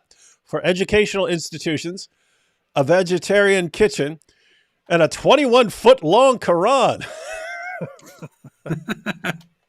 Wow, that's what the world needs here. Which will be painted saffron, a color closely associated with Hinduism, but one that has become increasingly politicized and appropriated by the Hindu right. So he wants a big Hindu-colored 21-foot Quran. Wait. I don't even understand the language there, which has been appropriated and politicized by the Hindu right. What in the world? It is a Hindu traditional. Yeah, he's saying that it's a Hindu thing, but it's becoming more of a Hindu right-wing thing. They're taking advantage of that color, and so he's responding. Well, we're going to make a 20-foot-long Quran with the same color in your face, guys. That's your color, but we're going to make a 21-foot-long Quran. But the whole language there, which is like the Hindu, the right wing appropriate. What did the word? They appropriated. They culturally appropriated the thing from their own religion. It is their own religiously sentimental substance and color which they use. Of course, the ones who take that religion and culture very seriously and that way of life very seriously will adopt it and use it. And how in the world is that an appropriation? I don't even get it. I think we're missing the larger picture here. They need a 21-foot-long Quran, AP. Everyone needs that. With that special color. I'm just mad about saffron. Saffron's mad about me. They call me Mellow Yellow. That's right. All right, so 21-foot-long Quran. If you heard anything else, like 21-foot-long Nathan's hot dog in this awesome eating contest or something like that. But no, you need this 21-foot-long Quran. Then they can be like, ha, and you guys built your temple in your face. We got a 21-foot-long Quran over here. What? Everyone come and check it out. Wow. Priorities, right? All I want is to eat a 21-foot-long Quran. Mm-hmm. Oh, yeah. Once they build that 21-foot-long Quran, then someone's going to ask you if you will eat that whole thing. Sheikh said the color was chosen because Gharib Nawaz, a famous Sufi saint, also revered saffron. It will bring the two communities closer. Yeah. Wow, man. If we make our 21-foot long Quran this color, that's what's going to melt everyone's hearts, and then Hindus and Muslims are all going to live in peace forever. Oh my goodness. Wow. Worry not, right? Dear Muslims, because we now have a 21-foot-long Quran with saffron. And why isn't everyone else using that same method? Why isn't Hamas saying, you know what we really need? We need a 2-mile wide Quran that's the color of the Israeli flag. See? That'll fix everything. Problem solved. End of conflict. Wow. It was that easy. Wow. All right, a couple super chats here. Even India and China hate cancer. Incredible. What? Why would they do that? Jasper said, there are two kinds of men, maboobs men and leather strap men. That is true. Yeah. Shake Maboob. That would be funny if he was a sheikh. And he'd be Shake Maboob. Shake, shake, shake. Shake, shake, shake. Shake my boob. Like, I mean, he'd even, hey, shake. Hey, Maboob, if you become a sheikh, I'll do your theme song, man. I really need a partner for Shaky Booty, whose name is going to be Shake Maboob. Joshua says, Islam is diametrically opposed to the truth. Earlier, I watched your brother in Christ and El talk to Chat GPT about Muhammad. I say make Chat GPT the global imam. Have to check that out. Himmy, comment here. Goat Hub says you can find Maboob on the site. Goat Hub. You can find Maboob on the site. Bad, bad, bad boy. Hindu right-wing Bandrangnal had killed my relative, a Catholic priest in Orissa. Next is Christians. So the idea is if the legitimate concern is that if Hindus become more aggressive, then this is also things are also going to get worse for Christians and so on. I have to point out, you could be entirely concerned about that. And what does it have to do with this? Yeah, we're talking about a specific situation here. There's a site that is very special to Hindus. Since it's special to Hindus, the jihadis want it. That's why they wanted it to begin with. The jihadis want it. Yeah. Hey, how do you guys feel about the Shroud of Turin? I don't feel anything about it. You could ask me what I think about it. What do you think about it, David? Yeah, not sure. There are interesting features. There's some really, really weird stuff going on with that thing. But I can't say I'm convinced that it's the actual burial cloth. But I'm not convinced that it's not either. So I've seen some interesting things about it, and I've seen some responses to those things. But yeah, I'd have to look into it quite a bit more. The true face of David Wood exposed. It is weird. It's just, if you look at the shroud, it's just sort of some faint brown markings and so on. And then a dude took pictures of it. I think at the end of the 1800s, he took pictures of it and he looked at the negatives, and the negatives look like a photograph. So the actual image on the shroud is the negative. Like, that is the negative. And you take a picture and all of a sudden it becomes a picture when you look at a photographic negative of it. And so anyway, it's just weird that you ended up with that. That's one of the things. It's like, it's weird that you ended up with that apparently by accident, because no one, if you were making this or for whatever use it was back in the day, you wouldn't be thinking, oh, in the future they'll take a photograph of this and the negative will show what an awesome image this is. So yeah, not sure. Hemi says, when the BBC asked India why they are not taking sides in the Ukraine-Russian war, they said the West sides with Pakistan, knowing it is the epicenter of terrorism. Why is the West like this? Fair point. What do you mean? We can't stand Pakistan. Fair Milan, point. Milan. Well, you can't stand Pakistan, but tell that to your government. Joshua here. Yeah, it's weird. There's apart from Afghanistan, that would be like the last place on earth that I would side with. Terrible place. Joshua says, one side of the Museum of Tolerance, a younger pro-Palestine protester attacked a 9-year-old man for being a Jew, and pro-Israel, this is Ali Dawa's idea of helping the elderly because of our intolerance. Yeah, Ali Dawa says we need Sharia to help old people. We will probably go through that tomorrow on my channel. Yeah, that'd be a good one to go through.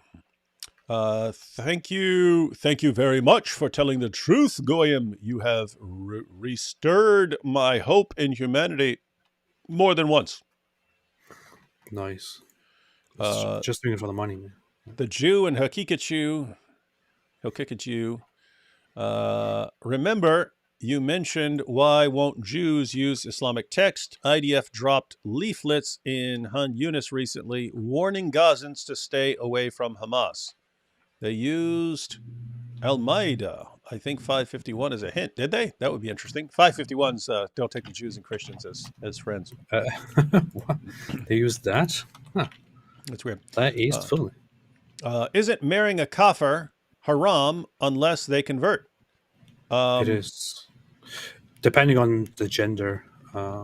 Yeah, So Muslim men can marry women from the people of the book. So they can marry a Jewish woman or a Christian woman without her converting. The same is not true in reverse. A Muslim woman cannot marry a Jewish or Christian man. As far as other groups like Hindus, yeah, there would normally be the woman would have to convert, but that's part of the love jihad. You get a girl to fall in love with you. You get a girl to fall in love with you, and then okay, well, to be married, you have to convert. So converts. Yeah, that's true. That's what they do. Don't trust that Farfour. He's an imposter. Oh, the other Farfour. Ooh, we got competing Farfours. Red Olympus says, I thought every mosque had to be built on someone else's religious temple. No, but what is this? I looked it up. It's a rule that every mosque be built on the ruins of someone else's religious site. Yeah, you'd have to give us what you looked up for that, because I don't know of any such thing. Yeah, me neither. Sorgo here says, I still have sympathy for kids in Gaza, but I have no sympathy for pro-Pali supporters who spread misinfo such as genocide and so on. Yeah, and guys, you should. I mean, keep in mind, you're some kid in Gaza. Even if you're being brainwashed, you didn't have a choice about where you were born and who was going to be controlling you while you're young. So That's true. All right, we won't go too much longer, but let's go through a little more of this article. That's what they do. It's got to be coming up, got to be getting to the end here soon, right? I think this is the end. Let's see. Enduring divisions. Right-wing Hindu nationalist organizations say the temple's opening is a symbol of a new Hindu nation. The Mughals tried to change us. Then the English tried to change us. But the inauguration of the Ram Temple shows the world that our Hindu traditions, practices, and beliefs are still intact. New India will see a resurrection of the Hindu civilization, said Vinod Bansal, spokesperson for the right-wing Vishwa Hindu Parishad group. They really love emphasizing right wing, extremist right wing. Why is it so controversial for Hindus to say, you know what, our culture has been suppressed for so long by invaders and this and that. They try to get rid of it, but no, it's here, it's flourishing, and we will reinstate it once again. Why is that such a hugely controversial statement? Yes. Why is following this reasoning, every Muslim lead government in the world is far right, extreme right wing. Exactly, you guys. Yeah, exactly. And we will never in a million years hear one peep about that from CNN. Mahant Jarim Das, the local head of the Rashtriya Sang, the parent organization of the BJP, said he does not believe the mosque should not be built in Ayodhya, instead claiming calls to build the structure were a call for war. Go to Saudi Arabia, Pakistan, or a Muslim-dominated country. Why build a mosque like this in India, he said. Fair point. For Hassan Ali, who was just 9 when he spent 2 nights in a local police station trying to escape the 1992 violence, the sectarian fault lines are clearly visible. In 1992, there were many stories of local Hindus and Muslims helping each other. However, now there is a lot more poison that has been fed to people, he said. So one cannot tell anymore. One cannot tell what people have in their hearts. Right, and that was the end of the article. We have seen CNN's version of events. Seen CNN's version of events. All right, AP. So here we are. You've seen all the available evidence on the issue. We watched Al Jazeera and CNN. So, do you condemn Hindus for building their temple there? Now, no. What's wrong with you? No. Oh. No. I tried to convince him, ladies and gentlemen. I tried to convince him. It's based. Here we are, Christian and an atheist, looking at a dispute between Hindus and Muslims. Tried to take him through this entire story about Muslims being oppressed by right-wing extremists yet again, which is always the case because anywhere in the world Islam goes, people eventually react to Islam, and they are, of course, far-right extremists for not wanting to be violently subjugated. And here we have it yet again. The atheists can't even sympathize with the poor Muslims like Mahbub. Well, I don't care. I don't give a care. Just doesn't care. I don't care at all. Nope. Why would I care? I don't think so. Nope. I think it's a very based move, and I hope we can see more such based moves. Just I don't know, just for fun. You know, that's my perspective, I would say. All right, let's burn through these remaining super chats. Jonathan says, every time 2 IDF soldiers hear from the river to the sea, Palestine will be free, they scratch their heads, look at each other and say, isn't that what we're doing? Indeed, the IDF is freeing Palestine from Hamas. Palestina. Romeo says, the archaeological survey of India gave evidence and proof that there was a temple under the Babri Masjid to the Supreme Court of India. Yeah, we said it 9 times, Romeo. Give us the actual evidence and we will take a look at it. So send that to us. And we're going to be looking for what the actual evidence is. Joshua here says, either of you see the WEF bring Brazilian witch doctor to do some chant to nature gods and sneeze on the leaders on stage? Looks like a COVID risk to me. No, I didn't see that. You familiar with that? Nope. Pretty creepy. Pretty creepy. Sounds pretty. That sounds a lot of fun. Yeah, that does. That's what I would do. You let me sneeze in your faces. My next incantation requires me to pee on you. You don't want to be intolerant, do you? Corrupter of the Land says, AP, by relating facts about Israel's history on X, you are corrupting the land. Good job. I am. Thank you. I appreciate it. Keep in mind, guys, it's important to note because, I pointed in my article, 3 Quran verses every Jew needs to know.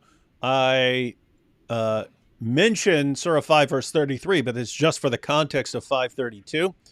And you have all these guys saying, no, see, it's only talking about war. It says wage war against Allah. And I have to respond like, how does a person wage war against Allah? How does a person do that? Right? How do you wage war against Allah?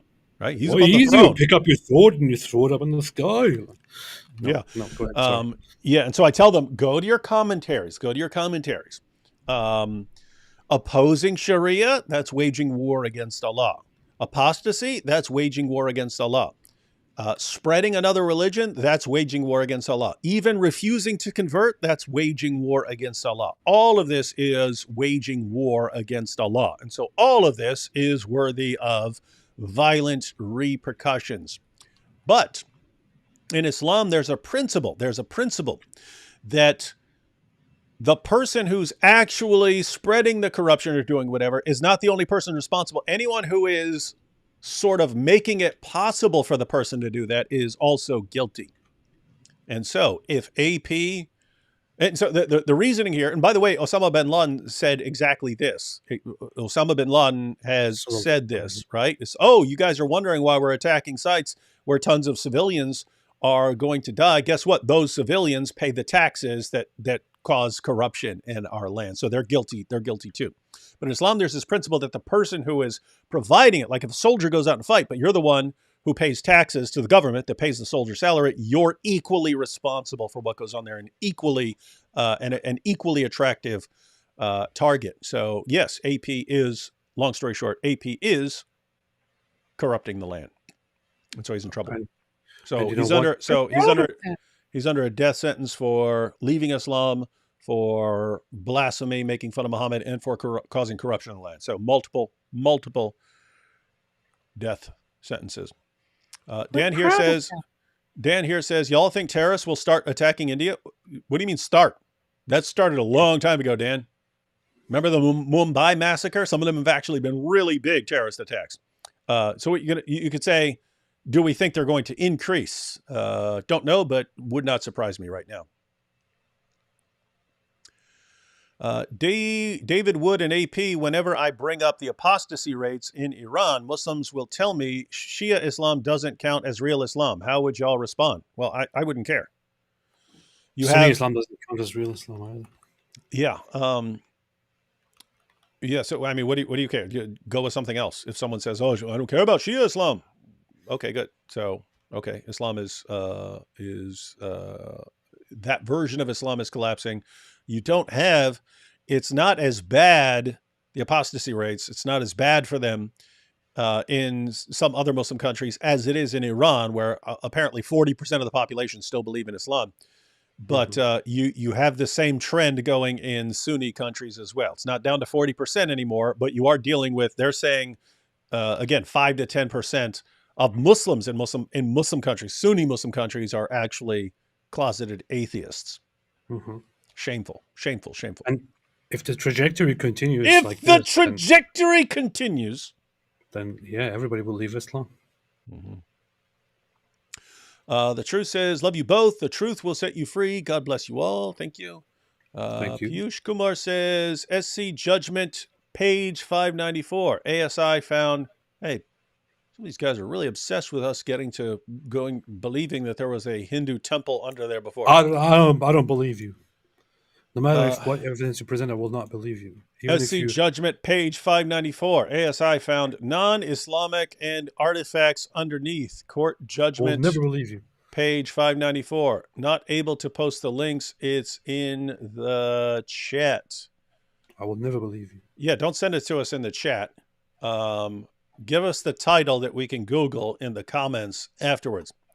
But notice, non-Islamic artifacts underneath. That wouldn't mean temple by itself. So anyway, the point is, we're open to the evidence. Just send it to us, but it's not going to work in the chat. To be honest, I mean, I said it earlier, but I don't even care at this point. AP says he doesn't care. AP's on your side. He's on your side. He's saying if you had great evidence that there was a temple underneath, it wouldn't affect his position right now at all.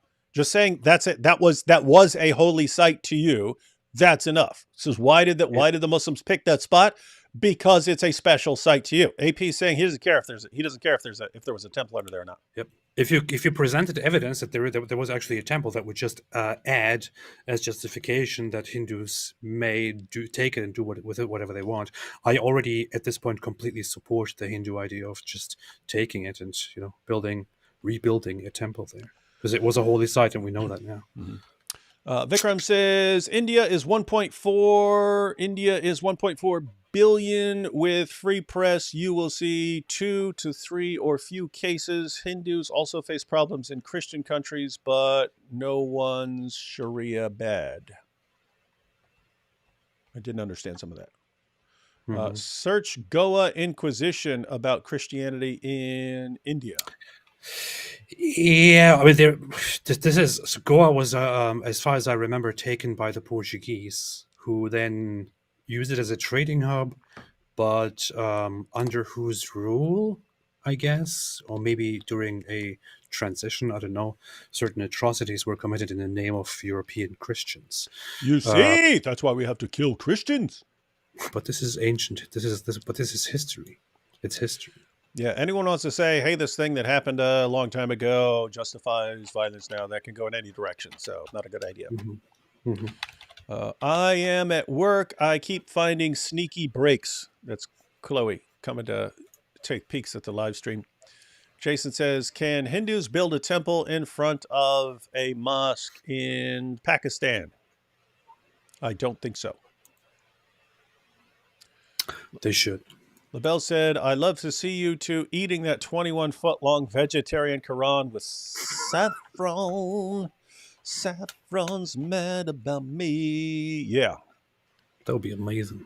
Emmanuel says, how Muslim view Asian people like me don't grow a single hair on my jaw. It's common in Asia. How come all known Allah knows nothing about people who don't grow beards? Yeah.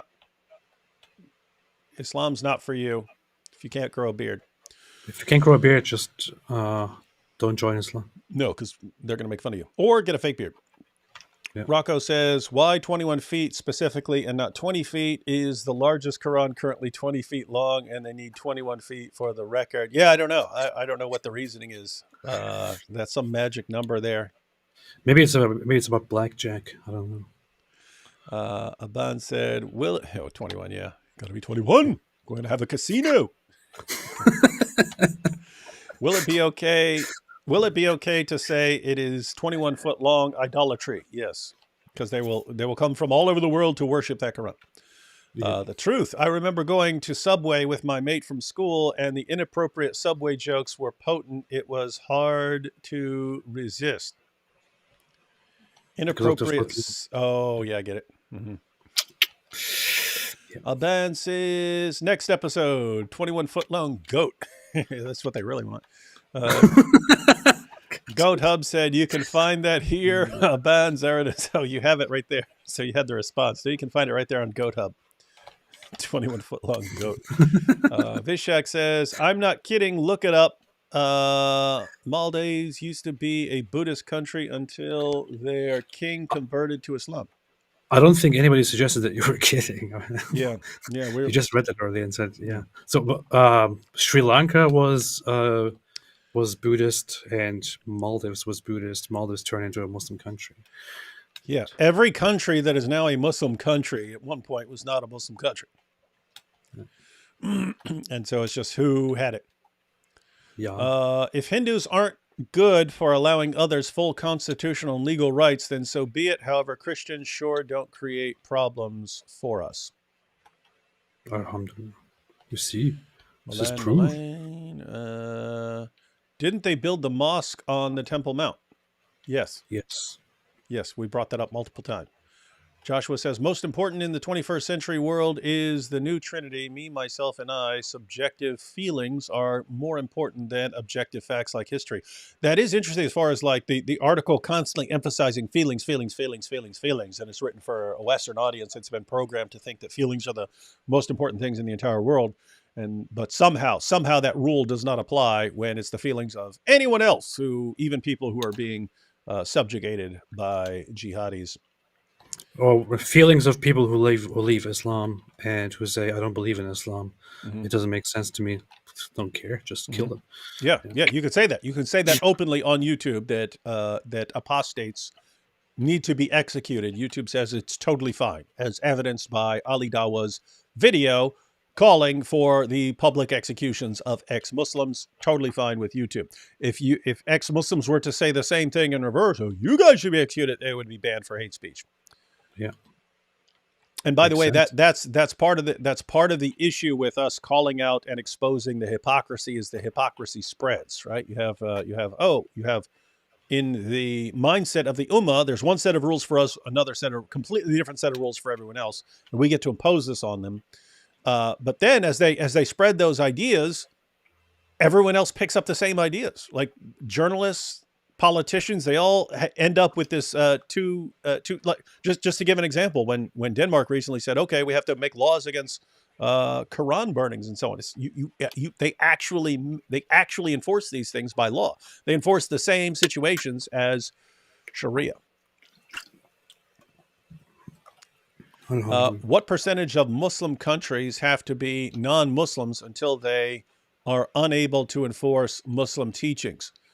I don't think there's any sort of set number, but you're looking at where, like a place like Iran, they're still able to enforce Islamic teachings because they have the power, and yet you see it's you see it's starting to break up, and I don't think it's going to last. And so, yeah. I mean, keep in mind, in Western countries, like again, just like Denmark, they're able to enforce Muslim teachings, even if they're a tiny minority of the population, mainly by a combination of whining and claiming to be victims and violent riots, burning cars and so on, throwing violent tantrums. And so if it ain't broke, why fix your method? Think we could say a word on behalf of Tommy Robinson, back in court tomorrow, I'm sure for legit reasons this time, needs money too. Urban Scoop. Yeah, Tommy on Twitter has pointed out people can help out with his legal expenses. But yeah, he's fighting various things in court where they'll just like ban him and say you can't come to London. What? Again? Yeah, I don't know what this is for. I know he's been having problems recently saying, okay, you can't go to London because you're just going to start trouble down here, and just telling him you can't show up. Meanwhile, you can be Ali Dawa and go around be harassing Jews and stuff. You're totally fine with the government. Of course, Jews can be harassed. Who cares about Jews? And Sir Whitemeat here, maybe it's a 21 foot long because it's the 21st century. Yeah, that would be a good theory, and maybe they'll add a foot to it each year. Maybe they'll find some of the missing verses, the missing Quran verses that were eaten by a goat. No, I think it's about blackjack. I think my guess there was right. All right, guys. Well, we wanted notice we've been trying to keep people informed about stuff that's going to be an issue. So last night went through the what's going on in Iran and their views about the Mahdi and how they are connected to things that are going on in the world. And looks like things might be heating up in India here. It's possible. So that's what's going on. All right, AP, any final thoughts? What's going on? Anything coming up? Anything we need to be aware of? The Prophet is going to go to the farthest mosque. Other than that, I would say tomorrow we want to review Al-Dawa and his reasoning for why people should accept Islam, which we of course agree with very much, but we just want to check if we agree for the same reasons or not. And other than that, I would say, I don't know, let's just look out and stay away from his lane. All right, and one last super chat here from Piyush here says, download Supreme Court of India, Ayodhya Judgment PDF, page 594.asi, wrote, non-Islamic to suggest Hindu, Buddhist, or Jains in that order of possibility. Not sure what that means. But I will check that out. All right, everyone. I will not check it out. When we gonna be live on your channel? Tomorrow at the same time. We're gonna be wrecking Ali Dawa. Yeah. All right, guys. You'll want to tune in. I'm also planning on doing some early live streams tomorrow, possibly reviewing some of the claims by Daniel Hikikichu about the Talmud with Yosef from Israel Advocacy Movement. Still raging that. We'll see. Ooh, sweet. That should be interesting. Yeah. And then Joseph will have to, of course, agree with Daniel Hikikichu. Yeah, of course. Yes, this is what we think of Gentiles. Ha ha! In your face. Inshallah. All right, everyone. So, be sure to check out AP's channel for cool stuff that's coming up. And if you don't know, there is more cool stuff coming up. And I suppose it's a good time. All we can do now is sing you a song.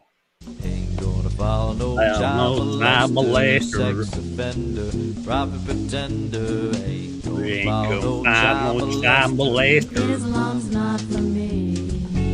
Islam's not for me. Islam.